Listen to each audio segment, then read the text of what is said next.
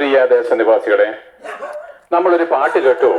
യേശുക്രിസ്തു രാജാധി രാജാവായിട്ട് വാനമേഘത്തിൽ എഴുന്നള്ളാറായി. രാജാധി രാജൻ എന്ന് പറഞ്ഞാൽ രാജാക്കന്മാരുടെ രാജാവായിരിക്കുന്ന യേശുക്രിസ്തു ഭൂമിയുടെ ഭരണം ഏറ്റെടുക്കുവാനായിട്ട് കടന്നു വരുവാനുള്ള സമയമായിരിക്കുന്നു. അപ്പോൾ നോക്ക്, പിന്നെ ഈ ഭൂമിയുടെ രാജ്യത്തിന് രണ്ട് രാജ്യത്വങ്ങളുണ്ട്. എന്നാൽ ഇന്നേ വരെ മനുഷ്യജാതി ഉണ്ടായത് മുതൽ ഇപ്പോൾ ഞാൻ പ്രസംഗിക്കുന്ന ഈ നിമിഷം വരെ ഭൂമിയുടെ രാജ്യത്വം സാത്താന്റെ കരങ്ങളിലാണ്. പ്രിയപ്പെട്ട, ദൈവമുണ്ടെങ്കിൽ സാത്താനുമുണ്ട്. ദൈവം വിശുദ്ധനാണെങ്കിൽ സാത്താൻ എന്താണ്? പാപമുള്ളവനാണ്. ദൈവം സ്നേഹവാനാണെങ്കിൽ സാത്താൻ എന്താണ്? നമ്മളെ നശിപ്പിച്ച് കളയുന്നവനാണ്. അതുകൊണ്ടാണ് യേശുക്രിസ്തു ഒരിക്കൽ പറഞ്ഞത്, മോഷ്ടിപ്പാനും മുടിപ്പാനും അറുപ്പാനും അല്ലാതെ ദുഷ്ടൻ വരുന്നില്ല, പിശാച് വരുന്നില്ല, അല്ലെങ്കിൽ കള്ളൻ വരുന്നില്ല. അവർക്ക് അങ്ങനെ പിശാചിനാൽ ബന്ധിക്കപ്പെട്ടവർക്ക് ജീവനെ കൊടുക്കാനും സമൃദ്ധിയായിട്ട് കൊടുക്കാനും അത്രേ ഞാൻ വന്നത്. അപ്പോൾ നോക്ക്, പിന്നെ ഒരു ഭാഗത്തുനിന്ന് ജനങ്ങളെ മുടിപ്പിച്ച് കളയുന്ന, മനുഷ്യനെ പാപം ചെയ്ത് നശിപ്പിച്ച് കളയുന്ന, പ്രിയപ്പെട്ട ആക്സിഡന്റിൽ മരിക്കുകയോ മറ്റു വിധമായിരിക്കുന്ന മരണത്തെ പറ്റിയല്ല പറഞ്ഞ്, പാപം ചെയ്ത് നരകത്തിലേക്ക് കൊണ്ടുപോകാൻ പിശാച് പ്രവർത്തിക്കുമ്പോൾ മറുസൈഡിൽ കൂടെ ദൈവം നമ്മൾ യേശുക്രിസ്തു മുഖാന്തരം വിളിക്കുന്നത്, അവരിൽ വിശ്വസിക്കുന്ന ഏവർക്കും പാപമോചനമുണ്ട്. സാത്താന്റെ കരങ്ങളിൽ പാപം ചെയ്ത് നരകാക്കിയിലേക്ക് സാത്താനോട് കൂടെ നമ്മൾ ഒടുങ്ങിപ്പോകുമ്പോൾ യേശുക്രിസ്തു മറുസൈഡിൽ നിന്നെ വിളിക്കുക, എന്റെ അടുക്കൽ വാ. അതുകൊണ്ടാണ് യേശുക്രിസ്തു ഇങ്ങനെയാണ് വിളിക്കുന്നത്, അധ്വാനിക്കുന്നവരും ഭാരം ചുമക്കുന്നവരുമായിട്ടുള്ളവരെ നിങ്ങൾ എല്ലാവരും എന്റെ അടുക്കൽ വരുവിൻ, ഞാൻ നിങ്ങളെ ആശ്വസിപ്പിക്കാം. അപ്പോഴെന്താണ്? കള്ളൻ കടന്നു വന്ന്, ദുഷ്ടൻ സാത്താൻ കടന്നു വന്ന് മനുഷ്യനെ കൊണ്ട് പാപം ചെയ്യിച്ച് നരകാക്കിയിലേക്ക് അവനോട് കൂടെ കൊണ്ടുപോകുമ്പോൾ ദൈവം തന്റെ പുത്രനായിരിക്കുന്ന യേശുക്രിസ്തു മുഖാന്തരം നരകാക്കിയിലേക്ക് ഒടുക്കപ്പെട്ട മനുഷ്യരെ തന്റെ ജീവനെ കൊടുത്ത് നിത്യതയിലേക്ക്, സ്വർഗത്തിലേക്ക് മടക്കി കൊണ്ടുവരാൻ ആഗ്രഹിക്കുന്നു. പ്രിയപ്പെട്ട, ഞാൻ വളരെയേറെ കാര്യങ്ങൾ പറയുന്നില്ല. പലരും വന്നിട്ട് കള്ള് കുടിക്കരുത് എന്നൊക്കെയുള്ള കാര്യങ്ങൾ പറയും. അത് സുവിശേഷമല്ല. അപ്പോൾ എന്നെ കേൾക്കുന്ന നിങ്ങൾക്ക് കള്ള് കുടിക്കണമെന്ന് തോന്നുന്നെങ്കിൽ കള്ള് ആവോളം കുടിച്ചോണമെന്ന് ഞാൻ പറയുന്നത്. കാരണം എന്താ അറിയാമോ? ഒരു മനുഷ്യൻ കള്ള് കുടിക്കുന്നതിന് പലവിധമായിരിക്കുന്ന കാരണങ്ങളുണ്ട്. ഒന്നാമത്തെ കാരണം അവന്റെ ദൈവം ആരെന്ന് അറിയത്തില്ല. രണ്ടാമത്തെ കാരണം ദൈവത്തിന് മുമ്പിൽ ഞാൻ ശിക്ഷാവിധിക്ക് യോഗ്യനാണ്, അല്ലെങ്കിൽ ഞാൻ മദ്യപാനി ദൈവരാജ്യം അവകാശമാക്കത്തില്ല. കള്ള് കുടിക്കുന്നവൻ എന്താണ്? നരകത്തിലേക്ക് പോകുന്നത് അറിവ് അവനില്ല. മരണത്തിന് ശേഷമുള്ള ദൈവത്തിന്റെ ന്യായവിധിയെ പറ്റി അവൻ അറിയത്തില്ല. അവനെ സ്നേഹിച്ച് അവന് വേണ്ടി മരിച്ച യേശുക്രിസ്തുവിന്റെ സ്നേഹം അവൻ അറിയത്തില്ല. അതുകൊണ്ട് ലോകക്കാരെ പോലെ അവൻ കള്ളു കുടിച്ച് എന്തെങ്കിലും ഒരു ആനന്ദം കണ്ടെത്തുകയാണ്. അപ്പോൾ മദ്യപിക്കരുതൊരു കാര്യം സുവിശേഷത്തിൽ പറയുന്നില്ല. പ്രിയപ്പെട്ടെ, അത് നിന്റെ ഇഷ്ടമാണ്. പക്ഷെ ഒരു കാര്യമുണ്ട്, മദ്യപാനി ദൈവരാജ്യം അവകാശമാക്കത്തിൽ എന്നുള്ള സത്യം അറിഞ്ഞുകൊള്ളു. എന്തിനായിട്ട് പറയുന്നത്? നിങ്ങളാരും മദ്യപാനിയാണെന്നല്ല പറഞ്ഞ് ഒരു ഓർഡർ ഇട്ട് ഞാൻ പറഞ്ഞതേ ഉള്ളൂ. അപ്പോൾ നോക്ക് പ്രിയപ്പെട്ടെ, പിശാച് കടന്നു വന്ന് മനുഷ്യനെ പാപം ചെയ്യിക്കുകയാണ്. അപ്പോൾ പാപത്തിന്റെ ശമ്പളം എന്താണ്? മരണമാണ്. അപ്പോൾ എല്ലാവരെയും നരകത്തിലേക്ക് കൊണ്ടുപോവുക എന്നുള്ളതാണ് പിശാചിന്റെ ഉദ്ദേശം. പ്രിയപ്പെട്ടവരെ, ഞാൻ നിങ്ങളോട് ചില രഹസ്യങ്ങൾ, ദൈവത്തിന്റെതും അല്ലെങ്കിൽ സ്വർഗത്തിന്റെതും ആത്മീയ ലോകത്തിന്റെ ചില രഹസ്യങ്ങൾ ഞാൻ നിങ്ങളോട് പറയാം. ഒരു മനുഷ്യൻ പാപം ചെയ്യുന്നു, ലോകം പാപത്തെ അംഗീകരിക്കുന്നു. അപ്പോഴെന്താണ്? ലോകം പാപത്തോടുകൂടെ നശിച്ചു പോകാനുള്ളതായതുകൊണ്ട് ലോകവും ലോകക്കാരും നമ്മളെ കൊണ്ട് പാപം ചെയ്യുവാൻ ഉത്സാഹിപ്പിക്കുന്നു. ഒരു ഉദാഹരണം പറയാം. എന്റെ പേര് വിജയ ഗോപാൽ എന്നാണ്. ഞാൻ മദ്യപാനി ആയിരുന്നില്ല. ഞാൻ കുഞ്ഞുനാൾ തൊട്ട്, എന്റെ അപ്പൻ എന്താണ്? ഒരു ചെയിൻ സ്മോക്കർ ആയിരുന്നു. കൊച്ചുബീഡി എപ്പോഴും വലിച്ചുകൊണ്ടിരിക്കുന്ന ഒരു സ്വഭാവം. കഠിനമായിരിക്കും ദാരിദ്ര്യമാണെങ്കിലും അദ്ദേഹം എന്താണ്? ബീഡി വലിച്ചുകൊണ്ടിരിക്കും. ഒന്ന് കെടുമ്പോൾ അടുത്തത് എടുത്ത് വലിക്കും. അപ്പൊ ഇതൊക്കെ കാണുമ്പോൾ എനിക്ക് സങ്കടം തോന്നിയിട്ട് ഞാനൊരു തീരുമാനമെടുത്തു. എന്താണ്? ഞാൻ വളർന്നു വരുമ്പോൾ, അത് സ്കൂൾ ജീവിതത്തിലാണ്, ഞാൻ കള്ളു കുടിക്കത്തില്ല, ഞാൻ പുക വലിക്കത്തില്ല, ഒരു പാപവും ചെയ്തില്ല. അപ്പൊ പാപമാണെന്ന് അറിയാം, പക്ഷെ പാപം എന്താണെന്നോ പാപത്തിന്റെ അനന്തര ഫലമാണെന്നോ എന്തെന്ന് എനിക്കറിയത്തില്ല. കാരണം ദൈവത്തെ ഞാൻ അറിഞ്ഞിട്ടില്ല. പക്ഷെ പലതും തെറ്റാണെന്ന് അറിയാം. അപ്പോൾ എന്താണ്? വളർന്നു വന്നപ്പോൾ പല കാര്യങ്ങൾ ഞാൻ ചെയ്യുവാനിടയായി, പല പാപത്തിലും വീഴുവാനിടയായി. എന്റെ സ്നേഹിതന്മാരെ, കത്തോലിക്ക, മർത്തോമ, യാക്കോബായ സഭയിലൊക്കെയുള്ള അനേക സ്നേഹിതന്മാരെന്റെ യൗവന കാലത്തുണ്ടായിരുന്നു. അവരൊക്കെയും കള്ളുകുടിയന്മാരാണ്. അതായത് നിരന്തരം തന്നെ മദ്യം സേവിക്കുന്നവരാണ്. അവരൊക്കെ എന്നെ ആകുന്നിടത്തോളം നിർബന്ധിച്ചിട്ട് ഹിന്ദുമത വിശ്വാസത്തിലായിരുന്ന കൂട്ടുകാരനുമുണ്ട്. അപ്പൊ എന്നെ കൊണ്ട് കള്ളു കുടിപ്പിക്കുക എന്നുള്ളത് അവരുടെ ഒരു ഉദ്ദേശമായിരുന്നു. പ്രിയപ്പെട്ട, ഇതെന്താണ് കാരണം എന്നറിയാമോ? ആ കള്ളുകുടിയൻ ഒരു കാര്യം പറയാൻ, കള്ളു കുടിക്കുമ്പോൾ ഒരു സന്തോഷം. കള്ളു കുടിക്കുമ്പോൾ എല്ലാ ഭാരങ്ങളും മാറിയിട്ട് അവൻ ഏതോ ഉന്മാദ അവസ്ഥയിലാണ് പോകുന്നത്. അതുകൊണ്ടാണ് ഒരു കള്ളുകുടിയൻ നിങ്ങൾക്ക് സ്നേഹിതനായിട്ട് വന്നാൽ, കഞ്ചാവ് വലിക്കുന്നവൻ നിന്റെ സ്നേഹിതനായിട്ട് വന്നാൽ, ആ കഞ്ചാവ് വലിക്കുമ്പോൾ, കള്ളു കുടിക്കുമ്പോൾ അവൻ അനുഭവിക്കുന്ന ഒരു ആനന്ദമുണ്ട്. ആ സ്നേഹിതൻ നിന്റെ യഥാർത്ഥ സ്നേഹിതനായതുകൊണ്ട് അവൻ അനുഭവിക്കുന്ന ആനന്ദത്തിലേക്ക് നിന്നെ കൂടെ കൊണ്ടുപോകാൻ അവൻ എന്താണ്? അവന് ഉത്സാഹിക്കണം. അവന് മനഃപൂർവ്വം അല്ലെങ്കിലും അവന്റെ അനുഭവിക്കുന്ന സന്തോഷം നീയും അനുഭവിക്കണം. ഇതാണ് ഒരു കള്ളുകുടിന്റെ ലക്ഷ്യം. പക്ഷെ നമ്മൾ എങ്ങോട്ടാ പോകുന്നത്? പ്രിയപ്പെട്ട, നരകവിധിയിലേക്കാണ് പോകുന്നത്. അപ്പോൾ ആ കള്ളുകുടിയനായിരിക്കുന്ന സ്നേഹിതൻ നമ്മളെ വിളിച്ചുകൊണ്ട് പോകുന്നത് അവനോട് കൂടെ നരകത്തിലേക്ക് പോകുന്നത് അവൻ അറിയുന്നില്ലെങ്കിലും, പ്രിയപ്പെട്ട, ഞങ്ങൾക്ക് ഇന്ന് ഈ സത്യങ്ങൾ അറിയാം. അപ്പോൾ നോക്കുവിന് എന്താണ് ഇവിടെ സംഭവിച്ചിരിക്കുന്നത്? പാപത്തിന്റെ ശമ്പളം മരണമത്രേ. പലരും ഞങ്ങൾ സുവിശേഷം ഘോഷിക്കുമ്പോൾ ചോദിക്കും, അതായത് ദൈവമാണ് മനുഷ്യനെ സൃഷ്ടിച്ചത് എന്നാണ് ഞങ്ങൾ പറയുന്നത്. അപ്പോൾ പറയും, പിന്നെന്തിനാ മനുഷ്യൻ പാപം ചെയ്തത്? മനുഷ്യൻ പാപം ചെയ്യാതിരിക്കാൻ തക്കവണ്ണം സൂക്ഷിച്ചു കൂടിയോ? പ്രിയപ്പെട്ട, നിരവധി ആയിരിക്കുന്ന ഏത് ചോദ്യത്തിനും ശാന്തമായിട്ട് ഉത്തരം പറയാനുള്ള ജ്ഞാനവുമുണ്ട്. എന്നാൽ മനുഷ്യന്റെ പാപവും പാപത്താൽ ഉളവാകുന്ന മരണവും ദൈവത്തിന്റെ സ്നേഹവും ദൈവം നമ്മളെ എങ്ങനെ സ്നേഹിച്ചു എന്നുള്ളതും ഒക്കെ ഞങ്ങൾ അല്പമായിട്ട് ഞങ്ങൾ പറയുമ്പോൾ ഇതിനെപ്പറ്റി കൂടുതൽ അറിയണമെങ്കിൽ ആരെങ്കിലും ഇതുപോലുള്ള ഉപദേശമാരെ വ്യക്തിപരമായിട്ട് അറിയാമെങ്കിൽ അവരോട് കൂടുതൽ ചോദിക്കുകയും ദൈവവചനമായിരിക്കുന്ന ബൈബിൾ നിങ്ങൾ പഠിക്കുകയും ചെയ്താൽ എല്ലാത്തിനും ഉത്തരം കിട്ടും. പ്രിയപ്പെട്ട ബൈബിൾ എന്ന് പറയുന്നത് അതൊരു മതഗ്രന്ഥമല്ല. ക്രിസ്ത്യൻ അല്ലെങ്കിൽ മുസ്ലിം സമുദായത്തിന് മതഗ്രന്ഥമുണ്ട്, ഹിന്ദു സമുദായത്തിന് അനേക മതഗ്രന്ഥങ്ങളുണ്ട്. ക്രിസ്തീയ മത സമൂഹത്തിന് പ്രിയപ്പെട്ട ബൈബിൾ അവരുടെ ക്രിസ്തീയ മതഗ്രന്ഥമായിട്ട് അവരങ്ങ് കണക്കാക്കി. എന്നാൽ ബൈബിൾ എന്ന് പറയുന്നത് ക്രിസ്തീയ മതവുമായിട്ട് ഒരു ബന്ധമുള്ള കാര്യമല്ല. ക്രിസ്തീയ മതത്തിന് ബൈബിൾ എന്തെന്നോ ബൈബിളിനകത്തുള്ള ദൈവസ്നേഹം എന്തെന്നോ തിരിച്ചറിയാൻ കഴിഞ്ഞിട്ടില്ല. അവരും എന്താണ് ബൈബിൾ മാറ്റിവെച്ചിട്ട് അവരവരുടെ പാരമ്പര്യത്തെ സ്വീകരിക്കുന്നവരാണ്. എന്നുവെച്ചാൽ ദൈവവുമായിട്ട് ഒരു ബന്ധവുമില്ലാത്ത ഒരു വർഗ്ഗമാണ് ക്രിസ്തീയ മതവിശ്വാസികൾ എന്നുള്ള കാര്യം ഞാൻ നിങ്ങളോട് തുറന്നു പറയുകയാണ്. അപ്പോൾ ദൈവവുമായിട്ട് നമുക്ക് ബന്ധമുണ്ടാകണമെങ്കിൽ എന്ത് ചെയ്യണം? നമ്മൾ ആരെങ്കിലും ദൈവത്തെ കണ്ടിട്ടുണ്ടോ? നമ്മൾ ആരും കണ്ടിട്ടില്ല, ഞാൻ കണ്ടിട്ടില്ല, ആരും കണ്ടിട്ടില്ല. പക്ഷെ ഒരു സത്യം പറയാം, ദൈവത്തെ നമ്മൾ അറിയുന്നത് തന്റെ പുത്രനായിരിക്കുന്ന യേശുക്രിസ്തു മുഖാന്തരമാണ്. പുത്രനുള്ളവന് ദൈവമുണ്ട്, പുത്രനില്ലാത്തവർക്ക് ദൈവമില്ല.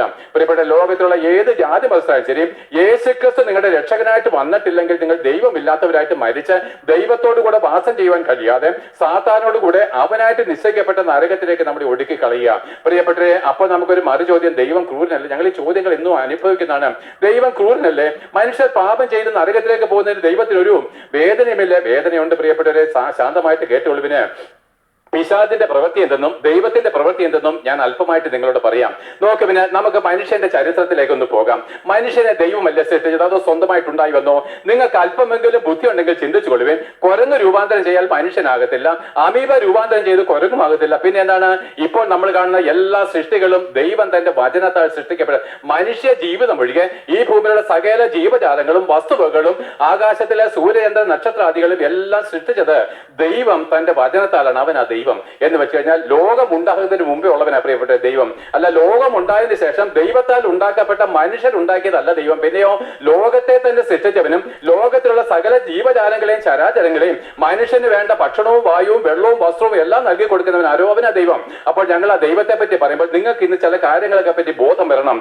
അതേ പ്രിയപ്പെട്ട ഈ നോക്കി, നമ്മൾ ഇന്ന് അനുഭവിക്കുന്ന ആകാശവും ഭൂമിയും നാളെ ഇന്നിവിടെ ഉണ്ടായിരുന്നില്ല, പണ്ടൊരിക്കലും ഇവിടെ ഉണ്ടായിരുന്നില്ല. നോക്ക്, നിങ്ങളുടെ അമ്മയുടെ ഉദരത്തിൽ ഉരുവാകുന്നതിന് മുമ്പ് നിങ്ങൾ ഇല്ലായിരുന്നു പ്രിയപ്പെട്ടവരെ. അവണ്ണം ഇതെല്ലാം ശൂന്യമായിട്ട് കടന്നു. എന്നാൽ ദൈവം ഈ ഭൂമിയും ആകാശവും ഉണ്ടായി വരട്ടെ എന്ന് കൽപ്പിച്ചപ്പോൾ ഉണ്ടായി വന്നു. അവനാ ദൈവം പ്രിയപ്പെട്ടവരെ. അവന്റെ ഹൃദയത്തിലുള്ളത് അതുപോലെ എന്താണ് പ്രദർശിപ്പിച്ച് നമുക്ക് എന്താണ് കണ്ണുകൊണ്ട് കാണത്തക്ക വണ്ണം അതെന്താണ് വിസിബിൾ ആക്കി തന്നെ ആ ദൈവത്തെ ഞങ്ങൾ പ്രസംഗിക്കുന്നത്.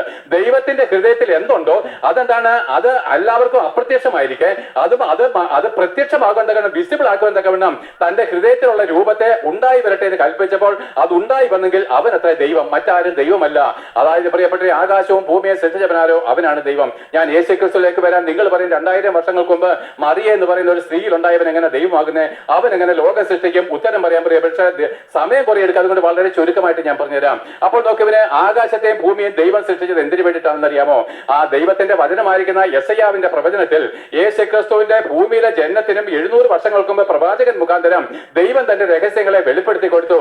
വെറുതെയല്ല ദൈവം ഭൂമിയെ സൃഷ്ടിച്ചത്, അത് മനുഷ്യന് പാർക്കുവാനായിട്ട് അത്രേ. അപ്പൊ മനുഷ്യനെ പാർക്കുവാനായിട്ട് മനുഷ്യനെ സൃഷ്ടിക്കുന്നതിന് മുമ്പ് ദൈവം ആകാശത്തെയും ഭൂമിയെ സൃഷ്ടിച്ചു.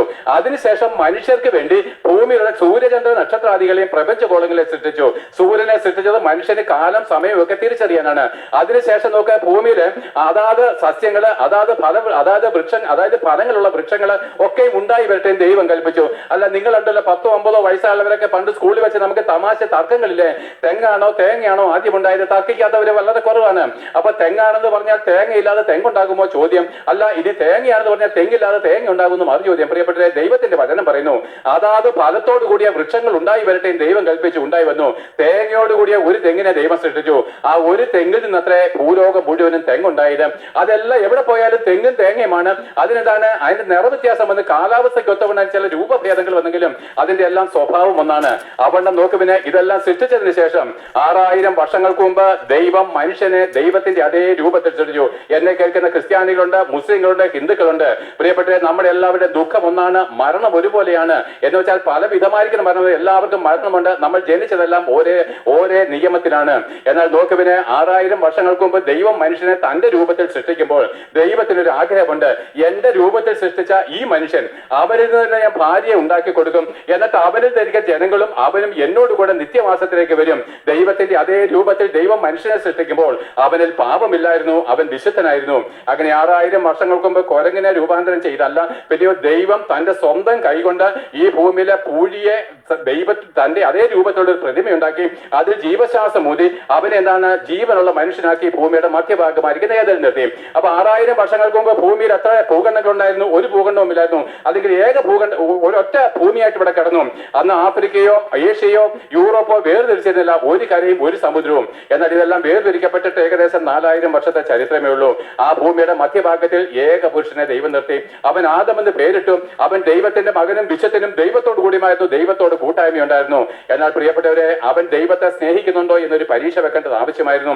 കാരണം എന്താണ്? ദൈവം നിത്യനാണ്, മരണമില്ലാത്തവനാണ്. അതുകൊണ്ട് മരണമില്ലാത്ത ദൈവത്തോടു കൂടെ മനുഷ്യന് ജീവിക്കണമെങ്കിൽ, അവനും മരണമില്ലാത്ത അനുഭവത്തിലേക്ക് ദൈവം അവന് നിത്യജീവനെ കൊടുത്ത് ഉയർത്തണമെങ്കിൽ അവൻ തന്നെ എന്നേക്കും സ്നേഹിക്കുന്നു എന്ന് തെളിയിക്കേണ്ടത് ആവശ്യമായിരുന്നു. കാരണം എന്താണ്? വിവാഹ ജീവിതം മരണം കൊണ്ട് മാത്രമേ മാറ്റപ്പെടുവാൻ കഴിയത്തുള്ളൂ എല്ലാ മതവിശ്വാസികൾക്കും അറിയാം. അതേ മരണം കൊണ്ടല്ലാതെ വിവാഹം മാറ്റരുതെന്നാണ് ദൈവം ആഗ്രഹിക്കുന്നത്. എന്നാൽ നമ്മുടെ അവിശ്വസ്തത കൊണ്ടും അഹങ്കാരം കൊണ്ടും ദഹളം കൊണ്ടും ദൈവഭയമില്ലാത്തതുകൊണ്ടും അനേകരുടെ കുടുംബ ജീവിതങ്ങൾ തകർന്നു പോവുകയാണ്. അപ്പോൾ നോക്കുമ്പോൾ പ്രിയപ്പെട്ടവരെ, നമ്മൾ തെരഞ്ഞെടുക്കുന്ന ഒരു ഭാര്യ, നമ്മൾ തെരഞ്ഞെടുക്കുന്ന ഒരു ഭർത്താവ്, നമ്മളെ സ്നേഹിക്കുന്നയാളാണ്, അവർ വിശുദ്ധിയോടെ ജീവിക്കുന്നവരാണെന്ന് നമ്മൾ അന്വേഷിക്കും. ഇല്ലെങ്കിൽ വഴക്കുണ്ടാക്കുന്ന ഒരു ഭാര്യയുടെ കൂടെ ജീവിക്കുന്നതിനേക്കാളും നല്ലത് പ്രിയപ്പെട്ടവരെ ശലോമൻ പറയുന്നു, തട്ടും പുറത്ത് കയറിയിരിക്കുന്നതാണെന്ന്. വഴക്കുണ്ടാക്കുന്ന ഭാര്യയോടുള്ള ജീവിതം എത്ര ദുസ്സഹമാണ്. തന്നെ സ്നേഹിക്കാത്ത ദുർനടപ്പുകാരൻ ഒരു ഭർത്താവിനോടുകൂടെ, കള്ളുകുടിനായിരിക്കുന്ന ഒരു ഭർത്താവിനോട് ജീവിക്കുന്നത് ആ ഭാര്യയ്ക്കും എത്ര ഭയങ്കരമാണ്. മരണം കൊണ്ടല്ലാതെ വേർപിരിയാനും പറ്റത്തില്ല. അതുകൊണ്ട് നമ്മൾ വിവാഹത്തിന് മുമ്പ് ഈ കാര്യങ്ങളൊക്കെ അന്വേഷിച്ച് കണ്ടെത്തുന്നു. എന്നാലും ചതുവ് പറ്റാറുമുണ്ട്. അപ്പോൾ ദൈവം മരണമില്ലാത്തവനായതുകൊണ്ട് മരണമില്ലാത്ത ദൈവത്തോടു കൂടെ എന്നേക്കും ജീവിക്കണമെന്ന് ദൈവം മനുഷ്യനെ പറ്റി ആഗ്രഹിക്കുമ്പോൾ ആ മനുഷ്യൻ എന്നെ എല്ലാത്തിനേക്കാൾ ഉപരി സ്നേഹിക്കുന്നെങ്കിൽ മാത്രമേ സ്വർഗത്തിൽ ഇരുത്താൻ കഴിയൂ. അല്ലെങ്കിൽ സ്വർഗം ഇവര് വഷളാകും. സ്വർഗത്തിൽ ദൂഷണങ്ങളില്ല, സ്വർഗത്തിൽ മദ്യപാനമില്ല, സ്വർഗത്തിൽ വഴക്കും വക്കാണവും ഒന്നുമില്ല. അവിടെ സ്നേഹം മാത്രമേ ഉള്ളത് കൊണ്ട് എന്നേക്ക് ജീവിക്കണമെങ്കിൽ, ആ ദൈവത്തോടു കൂടെ ജീവിക്കണമെങ്കിൽ മനുഷ്യൻ ദൈവത്തെ എല്ലാത്തിനേക്കാൾ ഉപരി സ്നേഹിക്കണമെന്ന് തെളിയിക്കണമായിരുന്നു. ഭാര്യയെ ഭർത്താവ് വഞ്ചിക്കുന്ന അവന് ഭാര്യയോട് സ്നേഹമില്ലാത്തതുകൊണ്ട്. ഭാര്യ ഭർത്താവിനോട് വഴക്കിടുന്നത് എന്തുകൊണ്ടാണ്? അവർക്ക് അവരോട് സ്നേഹമില്ലാത്തതുകൊണ്ടാണ്. അതേപോലെ ഇവിടെ യേശു ക്രിസ്തു പറഞ്ഞു, എന്നെ സ്നേഹിക്കുന്നവൻ എന്റെ കൽപ്പനയെ അനുസരിക്കും. നമുക്കൊരു കാര്യം അറിയാം, നമ്മുടെ മക്കളിലാണെങ്കിലും ഭാര്യയിലാണെങ്കിലും ഭർത്താവിലാണെങ്കിലും ചുറ്റും നോക്കിക്കഴിഞ്ഞാൽ നമ്മളെ സ്നേഹിക്കുന്ന ഒരു വ്യക്തി മാത്രമേ നമ്മളെ അനുസരിക്കാറുള്ളൂ. ഒരാൾ നമ്മളോട് നിഷേധം കാണിക്കുന്നുവെങ്കിൽ അതിന്റെ അർത്ഥം ആ വ്യക്തി നമ്മളെ സ്നേഹിക്കുന്നില്ലെന്നുള്ളതാണ്. അപ്പോൾ ഈ നിയമം വെച്ച് ദൈവം അവനെ പരിശോധിക്കുന്ന ആളിൽ ആ പരീക്ഷയിൽ മനുഷ്യൻ പരാജയപ്പെട്ടു പോവുകയും അവൻ ദൈവത്തിനേക്കാൾ ഉപരി കണ്ണുകൊണ്ട് ഇപ്പൊ കാണുന്നതും മനോഹരമായിരിക്കുന്ന കാര്യങ്ങളെ കൊതിച്ചുകൊണ്ട് അവനായിട്ട് ദൈവം ഒരുക്കി വെച്ചിരിക്കുന്ന നിത്യവാസത്തെ അവൻ തള്ളിക്കളഞ്ഞു. ദൈവത്തെക്കാൾ ഉപരി കണ്ണുകൊണ്ട് കാണുന്ന ലോകത്തിന്റെ സൗന്ദര്യത്തിൽ അവൻ ആകർഷനായിട്ട് അവൻ ദൈവത്തിന് വിരുദ്ധമായിട്ട് പാപം ചെയ്ത് സാത്താന്റെ ഇഷ്ടം ചെയ്ത് ദൈവത്തിന്റെ മകനും വിശുദ്ധനും എന്നുള്ള പദവിയിൽ ആത്മാവിൽ മരിച്ച്, അവൻ ദൈവത്തിന്റെ മകൻ എന്നുള്ള പദവിയിൽ ആത്മാവിൽ മരിച്ച് അവൻ സാത്താന്റെ സന്തതിയും പാപിയുമായിട്ട് രൂപാന്തരം ചെയ്യപ്പെട്ടു. നോക്കിക്കേ, ഇനി പാപത്തിന്റെ ശമ്പളം മരണമാണെന്ന് ദൈവത്തിന്റെ നിയമപുസ്തകം. അപ്പോൾ സാത്താൻ ഒരു കാര്യം തീരുമാനിച്ചു, അവനെ ഒരു കെരൂബായിട്ടാണ് ദൈവം സൃഷ്ടിച്ചത്. അപ്പുറത്ത് വെച്ച ഒരാൾ എന്റെ സ്നേഹിതനോട് തർക്കിച്ചു, ദൈവം എന്തുകൊണ്ടാണ് മനുഷ്യനെ പാപം ചെയ്യാൻ അനുവദിച്ചത്? പ്രിയപ്പെട്ടെ, പാപം ചെയ്യാൻ അനുവദിച്ചാൽ അവൻ ചെയ്തതാണ്. പ്രിയപ്പെട്ടെ, അത് പരീക്ഷയാണ്. നമ്മുടെ കുഞ്ഞ് നല്ല രീതിയിൽ പഠിച്ചോ ഇല്ലയോ എന്ന് തെളിയിക്കപ്പെടുന്ന നമ്മൾ പരീക്ഷയിൽ ജയിക്കുമ്പോഴാണ്. പരീക്ഷ കൂടാതെ നമ്മുടെ കുഞ്ഞ് മിടുക്കനാണോ മിടുക്കിയാണെന്നോ നമുക്ക് പറയാൻ കഴിയത്തില്ല. അതുകൊണ്ട് പരീക്ഷ നമ്മുടെ തെളിവും കൂടിയാണ്. നമുക്ക് സർട്ടിഫിക്കറ്റ് നമ്മുടെ തെളിവാണ് പ്രിയപ്പെട്ടെ. അതുണ്ടെങ്കിൽ മാത്രമേ മുമ്പോട്ട് പോകാൻ കഴിയത്തുള്ളൂ. ഇതെല്ലാം ബൈബിളിൽ നിന്ന് വന്ന നിയമം. ലോകത്തിലെ എല്ലാ നിയമങ്ങളും ബൈബിളിൽ നിന്നുണ്ടായതാണ്. നമ്മുടെ ഭരണഘടന ബൈബിളിൽ നിന്ന് എഴുതപ്പെട്ടതാണ്. ആകയാൽ നോക്ക പ്രിയപ്പെട്ടെ, ആ മനുഷ്യൻ പാപം ചെയ്ത് അവൻ ദൈവത്തെ തള്ളിക്കളഞ്ഞത് വഴി സാത്താൻ അവന്റെ അപ്പനായിട്ട് തീർന്നു. ആ വിശുദ്ധനായിരിക്കുന്നവൻ ആത്മാവിലുള്ള വിശുദ്ധിയിൽ മരിച്ച് ആ ക്ഷണത്തിൽ അവൻ സാത്താന്റെ സന്തതിയും പാപിയുമായിട്ട് രൂപാന്തരം ചെയ്യപ്പെട്ടു. നോക്കുവിൻ, മനുഷ്യന്റെ ചരിത്രവും ഉൽപ്പത്തിയും ഇതാണ്. ഒരു പുരുഷൻ അവരിപ്പോൾ ദൈവത്തിന്റെ മകനല്ല, സാത്താന്റെ സന്തതിയാണ്. അതേ പ്രിയപ്പെട്ടെ, ആ പുരുഷന്റെ രക്തത്തിൽ നിന്നാണ് നമ്മളെല്ലാം സൃഷ്ടിക്കപ്പെട്ടത്. ഇപ്പോൾ നമ്മൾ ഹിന്ദുവാണ്, ഇപ്പോൾ നമ്മൾ ക്രിസ്തീയ മതവിശ്വാസിയാണ്, ഇപ്പോൾ നമ്മൾ മുസ്ലിം മതവിശ്വാസിയാണ്, ഇന്ത്യക്കാരാണ്. പക്ഷെ നമ്മുടെ എല്ലാവരുടെയും അപ്പൻ എന്താണെന്ന് പറയാമോ? സാത്താന്റെ സന്തതിയായിട്ട് രൂപാന്തരം ചെയ്യപ്പെട്ട ആദം എന്ന് പറഞ്ഞ ഏക വ്യക്തിയാണ്. അവന്റെ ലക്ഷ്യം എന്താണ്? നമ്മളെ കൊണ്ട് പാപം ചെയ്യിച്ച് നരകാഗ്നിയിലേക്ക് ഒടുങ്ങിപ്പോവുക. അതിനൊരു തെളിവ് എന്താണ്? നമ്മുടെ ഒരു സ്നേഹിത ഒരു പൊട്ടക്കണ്ടി വീണെന്ന് കൂട്ടിക്കോ, അവൻ നമ്മളെ കൂടെ അവന് രക്ഷപ്പെടണമെന്ന് ആഗ്രഹമില്ല, രക്ഷപ്പെടാൻ കഴിയത്തില്ല. വന്നപ്പോൾ അതിന്റെ പക്കത്ത് കൊണ്ടുപോയി നിന്നെയും വഞ്ചനയിൽ കുടുക്കി കുഴിക്കകത്തോട്ട് ചാടിക്കുകയാണ്. രണ്ടുപേരും കുഴി കിടന്ന് ചാകുന്നത് പോലെ സാത്താൻ നമ്മളെ കൊണ്ട് പാപം ചെയ്യുക. കാരണം ദൈവത്തിൽ പാപമില്ലാത്തതുകൊണ്ട് ഒരുത്തൻ നമ്മളെ മദ്യപാനത്തിന് വിളിക്കാൻ പറ്റിയ അർത്ഥം എന്താണെന്നറിയാമോ? അവനോടുകൂടെ പാപം ചെയ്ത് സാത്താന്റെ ഇഷ്ടം ചെയ്ത് നരകത്തിലേക്ക് കളയാം. നമ്മൾ നോക്കി ഇതൊക്കെ നിസ്സാരമാണെന്ന്. അതേ പ്രിയപ്പെട്ട അങ്ങനെ ആ ഏകപുരുഷന്റെ രക്തത്തിൽ ജനിച്ച മനുഷ്യര് അവരെന്താണ് സന്തതി പരമ്പരകളായിട്ടുണ്ടായിട്ട് കുലം കുലമായിട്ട് വേർപിരിഞ്ഞു പോയി. ലോകം മുഴുവൻ ചിതറപ്പെട്ടു. അതേ പ്രിയപ്പെട്ട ഓരോ കുലങ്ങളും അവർ സ്വന്തമായിട്ട് ദൈവത്തെ ഉണ്ടാക്കി. ഞാൻ ആദ്യം പറഞ്ഞു ആകാശത്തെയും ഭൂമിയെയും സൃഷ്ടിച്ചവനാണ് ദൈവം എന്ന് പറഞ്ഞു. എന്നാൽ അവരൊക്കെ സ്വന്തം ഹൃദയത്തിൽ ദൈവത്തെ പറ്റി അറിവില്ലായ്മയില് ആ ദൈവം ഇങ്ങനെയായിരിക്കുമെന്ന് വിചാരിച്ചുകൊണ്ട് ആകാശത്തെ ഭൂമി ഉണ്ടാക്കിയവൻ ഇങ്ങനെയാണെന്ന് വിചാരിച്ചുകൊണ്ട് അവന്റെ ഇരുണ്ട ഹൃദയത്തില് പാപിയായിരിക്കുന്ന ഹൃദയത്തില് അവരെന്താണ് പാപ സ്വഭാവമുള്ള ദൈവങ്ങളെ സൃഷ്ടിച്ചുകൊണ്ട് അതിനെ ആരാധിച്ചും ഭജിച്ചും പോന്നു. അങ്ങനെ കുലം കുലമായിട്ട് അനേക ജാതികളും അനേക ദൈവങ്ങളും ഭൂലോകം മുഴുവനും വ്യാപരിച്ചു.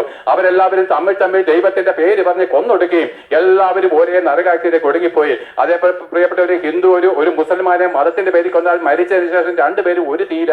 അവിടെ മതമില്ല, ജാതിയില്ല, രാഷ്ട്രീയമില്ല. പിശാചിന്റെ വഞ്ചന ഇതാണ്. തിരിച്ചേര് ഒരു ഇന്ത്യ പട്ടാളക്കാരൻ ഒരു പാകിസ്ഥാൻ പട്ടാളക്കാരനെ കൊന്നു കഴിഞ്ഞാൽ മരിച്ചതിന് ശേഷം രണ്ടുപേരും നരകവിധിയില്ല. പ്രിയപ്പെട്ടവരെ, അയ്യോ എന്റെ പ്രിയപ്പെട്ട, ഇതാണ് സാത്താന്റെ വഞ്ചന എന്ന് പറയുന്നത്. അങ്ങനെ എല്ലാവരും തമ്മിൽ കൊന്നും തമ്മിൽ മുടിപ്പിച്ചും മതത്തിന്റെയും രാഷ്ട്രീയത്തിന്റെയും ദൈവത്തിന്റെയും പേര് പറഞ്ഞ് എല്ലാവരും നാശയോഗ്യരായിട്ട് ഒരുവൻ പോലുമില്ല നീതിമാൻ, എല്ലാവരും ഒരുപോലെ പാപം ചെയ്ത് ദൈവതേജസ് നഷ്ടപ്പെടുത്തിയപ്പോൾ ദൈവത്തിന്റെ അഗാധമായിരിക്കുന്ന സ്നേഹം എന്താണ്? ആ മനുഷ്യ സൃഷ്ടി ഉണ്ടായതിനു ശേഷം 4000 വർഷങ്ങൾക്ക് ശേഷം ദൈവം തന്റെ ഏകജാതനായ പുത്രനായിരിക്കുന്ന ക്രിസ്തുവിനെ ഭൂമിയിലേക്ക് അയക്കുകയാണ്. ഞാൻ പറഞ്ഞല്ലോ, ഈ യേശു ക്രിസ്തു ആരാണ്? ദൈവം എന്നുള്ള വാക്കിന് മുമ്പിൽ യേശു ക്രിസ്തു ആരാണ്? അവൻ ദൈവപുത്രനാണ്. അവൻ ദൈവത്തിന്റെ സകല സമ്പൂർണ്ണതയും ദേഹരൂപത്തിൽ വസിച്ചുകൊണ്ട് ദൈവത്തിന്റെ സകല അധികാരങ്ങളും ഉള്ളവനായിട്ട് സ്വർഗം വിട്ട് ഇറങ്ങി വന്നു. നിങ്ങൾ അറിഞ്ഞുകൊള്ളുവിൻ, ദൈവം അന്ന് പിന്നെ സ്വർഗത്തിൽ സ്ഥിരവാസമാണ്. അവൻ ഭൂമിയിലേക്ക് വന്നിട്ടില്ല. പല ഉപദേശമാരും പ്രസംഗിക്കുന്ന പോലെ ദൈവം മരിച്ചിട്ടില്ല. പ്രിയപ്പെട്ടത്, ദൈവമല്ല മരിച്ചത്, ദൈവപുത്രനായിരിക്കുന്ന യേശു ക്രിസ്തുവാണ് മരിച്ചത്. അതിന്റെ ഉത്തരവും ഉദാഹരണവും എല്ലാം ഞങ്ങൾക്ക് പറഞ്ഞു തരാൻ കഴിയും. അങ്ങനെ ദൈവം അന്നും ഇന്നും സ്വർഗത്തിൽ വാസം ചെയ്യുന്നു. അപ്പോൾ ദൈവം സ്വർഗത്തിൽ നിന്ന് ഇറങ്ങി വന്ന് മരിച്ചു കഴിഞ്ഞാൽ സ്വർഗം അനാഥമായി പോകത്തില്ല. ഇതാരും ചിന്തിക്കുന്നില്ല. എന്നാൽ ദൈവം അടിസ്ഥാനമുള്ളതും സ്ഥിരവുമായിരിക്കുന്ന സ്വർഗത്തിൽ എന്നേക്കും ഇരിക്കുമ്പോൾ തന്റെ പുത്രനായിരിക്കുന്ന യേശു ക്രിസ്തുവിനെ എന്ന് വെച്ചാൽ ദൈവവചനമായിരിക്കുന്ന പുത്രനെ ലോകാവസാനത്തിൽ ഭൂമിയിലേക്ക് അയച്ചത് ഇവനിൽ വിശ്വസിക്കുന്ന ഏവർക്കും പാപമോചനം സൗജന്യമായിട്ട് കൊടുപ്പാൻ ദൈവത്തിന് പ്രസാദം തോന്നി. ഒരു ഉദാഹരണം പറയാം. ആദിയിൽ ദൈവത്താൽ സൃഷ്ടിക്കപ്പെട്ട ആദം എന്ന് പറഞ്ഞ ഒരേ ഒരു പുരുഷൻ ചെയ്ത പാപത്താൽ അവന്റെ രക്തത്തിൽ പറഞ്ഞ ഭൂമിയിലെ സകല ജാതി മത്സരം നരകാഗ്നിയിലേക്ക് ഒടുങ്ങി പോകുമ്പോൾ ലോകാവസാനത്തിങ്കൽ യേശുക്രിസ്തു എന്ന് പറഞ്ഞ ഏക വ്യക്തിയിൽ വിശ്വസിക്കാതെ ആർക്കും സ്വർഗത്തിലേക്ക് തിരിച്ചു പോകാൻ കഴിയത്തില്ല. പലരും യേശുക്രിസ്തുവിനെ എന്താണ് നിസ്സാരമാക്കി കളയുന്നു. ആ പുത്രനെ, അതായത് ആദം മുഖാന്തരമാണ് നമ്മൾ ഉണ്ടായതെങ്കിൽ യേശുക്രിസ്തു മുഖാന്തരം മാത്രമേ നമുക്ക് പാപമോചനമുള്ളൂ. ആദം മുഖാന്തരമാണ് നമ്മൾ പാപിയായിട്ട് തീർന്നെങ്കിൽ യേശുക്രിസ്തു മുഖാന്തരമേ പാപമോചനമുള്ളൂ. ദൈവം അന്നും ഇന്നും സ്വർഗത്തിൽ സ്ഥിരവാസിയായിട്ടിരിക്കുന്നവനാണ്. ആകയാൽ നോക്കുവിന് ദൈവം തന്റെ ഏകജാതനായ പുത്രനെ ലോകത്തിലേക്ക് അയക്കുമ്പോൾ അവനെ പറ്റി വചനം പറയുന്ന കാര്യം എന്തെന്നറിയാമോ? ആദിയിൽ വചനമുണ്ടായിരുന്നു, വചനം ദൈവത്തോടു കൂടിയായിരുന്നു, വചനം ദൈവമായിരുന്നു. അവൻ ആദിയിൽ ദൈവത്തോടു കൂടിയായിരുന്നു. സകലവും അവൻ മുഖാന്തരം ഉളവായി ഒന്നും അവനെ കൂടാതെ ഉളവായതല്ല. ഈ കാണുന്ന ആകാശവും ഭൂമിയും സകല ജീവജാലങ്ങളും ചരാചരങ്ങളും യേശുക്രിസ്തുവിനാൽ ദൈവപുത്രനാൽ ദൈവവചനത്താൽ സൃഷ്ടിക്കപ്പെട്ടതാണ്. ആ വചനം ജഡം ധരിച്ച ഒരു മനുഷ്യനായിട്ട് ഭൂമിയിലേക്ക് ഇറങ്ങി വന്നത്.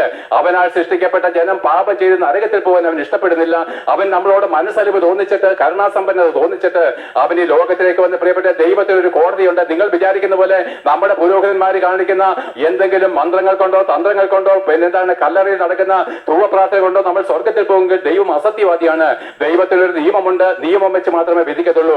അതിലൊരു പ്രധാനപ്പെട്ട നിയമമാണ് പാപത്തിന്റെ ശമ്പളം മരണം. പാപം ചെയ്യുന്ന മനുഷ്യൻ ഏത് വ്യക്തിയാണെങ്കിലും അവൻ നരകത്തിൽ പോകണം. പ്രിയപ്പെട്ട ദൈവത്തിന്റെ അലംഘനീയമായ നിയമമായിരിക്കാലും ദൈവം നീതിമാനായതുകൊണ്ട് ആർക്ക് വേണ്ടിയ നിയമം മാറ്റി എഴുതാത്തവനായതുകൊണ്ടും പ്രിയപ്പെട്ട സ്വന്തം പുത്രനാണെങ്കിൽ ശരി, പാപം ചെയ്തവൻ പാപമുള്ളവനാണെങ്കിൽ എന്താണ് അവൻ നരകവിധി, അവനെന്താണ് ശിക്ഷാവിധിക്ക് യോഗ്യനായിട്ട് തീരണം. അതുകൊണ്ട് ദൈവത്തിന്റെ സ്നേഹം എന്താണ്? നമ്മളെല്ലാവരും പാപം ചെയ്തവരാണ്. പാപം ചെയ്യാത്ത ഒരു വ്യക്തി എന്റെ മുമ്പിൽ വന്ന് നിങ്ങൾ തെളിവ് സഹിതം പറയാമെങ്കിൽ ഞങ്ങൾ നിങ്ങളെ ഇന്നോട്ട് ആരാധിച്ചോളാം. കാരണം എന്താണ്? പാപമില്ലാത്തവൻ ക്രിസ്തു മാത്രമേ ഉള്ളൂ. അതുകൊണ്ടാണ് ഞങ്ങൾ അവനെ ആരാധിക്കുന്നത്. അതേപോലെ നിങ്ങളിൽ ഒരു പാപവുമില്ലെന്ന് പറഞ്ഞാൽ നിങ്ങൾ ദൈവമാണ് അതിന്റെ അർത്ഥം. വെളിച്ചം മാത്രമുള്ള ഇരുട്ടൊട്ടുമില്ലാത്ത ഏക വ്യക്തി കർത്താവ് മാത്രമുണ്ട്. അതുകൊണ്ടാണ് അവൻ ആരാധനയ്ക്ക് യോഗ്യൻ. മനുഷ്യപുത്രന്മാരെ നമ്മളെല്ലാവരും പാപം നിറഞ്ഞവരാണ്. അതുകൊണ്ട് നമ്മളെ തന്നെ ദൈവമാക്കല്ല, നമ്മളെ തന്നെ ആരാധന പാത്രമാക്കല്ല. നമ്മുടെ ഉള്ളത്തിലേക്ക് നോക്കി നമ്മളെ തന്നെ ദൈവം ഒന്നും കണ്ടക്കല്ല.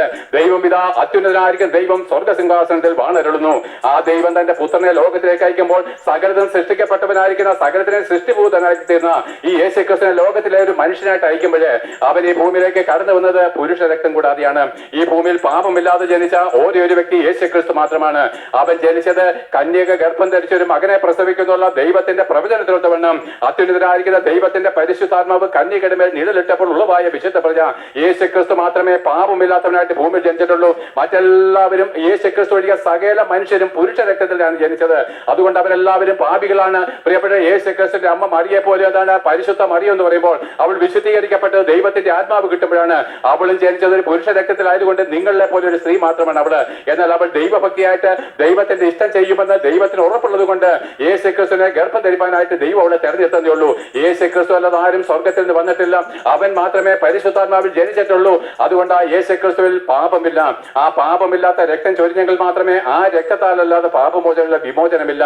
അതുകൊണ്ട് ആ പരിശുദ്ധനായിരിക്കുന്ന ദൈവം തന്റെ ഏകജാതനെ പുത്രനെ മനുഷ്യ ശരീരത്തിന്റെ സാദൃശ്യത്തിൽ ലോകത്തിലേക്ക് അയക്കുമ്പോൾ പാപമില്ലാത്തവന്റെ രക്തം ഭൂമിയിൽ ചൊരിയപ്പെടുകയും നമ്മുടെ പാപത്തിന്റെ ശിക്ഷയായിട്ട് അത് കണക്കാക്കുകയും അതിൽ വിശ്വസിക്കുന്നവർക്ക് പാപമോചനം സൗജന്യമായിട്ട് കൊടുത്ത് നരകാഴ്ചയിൽ കടക്ക് നമ്മളെ സ്വർഗത്തിലേക്ക് മടക്കി കൊണ്ടുപോകാൻ യേശുക്രിസ്തു എന്ന ഏകപുരുഷന് മാത്രമേ കഴിയത്തുള്ളൂ. ഇവൻ മുഖാന്തരമല്ലാതെ പാപമോചനമില്ല. ഇവൻ മുഖാന്തരമല്ലാതെ രക്ഷയില്ല. നാം രക്ഷിക്കപ്പെടുവാൻ ആകാശത്തിന്റെ കീഴിൽ മനുഷ്യരുടെ ഇടയിൽ ഈ യേശുക്രിസ്തുവിന്റെ നാമമല്ലാതെ മറ്റൊരു നാമവും ഇല്ലാത്തത് കൊണ്ട് ആ നാമമില്ലാത്ത വേറെ എല്ലാ നാമങ്ങളും നമ്മളെ നരകാഴ്ചയിൽ കൊടുക്കി കളയുമ്പോൾ ഈ ഏകനാമം ഏത് നശിച്ചു പോയവരെയും മാനസാന്തരപ്പെടുവാൻ മനസ്സുണ്ടെങ്കിൽ നമ്മളെ നിത്യസ്വർഗത്തിലേക്ക് കൊണ്ടുപോകാൻ ശക്തമായിരിക്കുന്ന രക്തമാണ്. ആ യേശുക്രിസ്തു ലോകത്തിലേക്ക് കടന്നു ഞാൻ വിശദീകരിക്കുന്നില്ല. ബൈബിളിൽ രേഖപ്പെടുത്തിയിട്ട് നിങ്ങൾക്ക് വേണമെങ്കിൽ വായിച്ച് മനസ്സിലാക്കാം.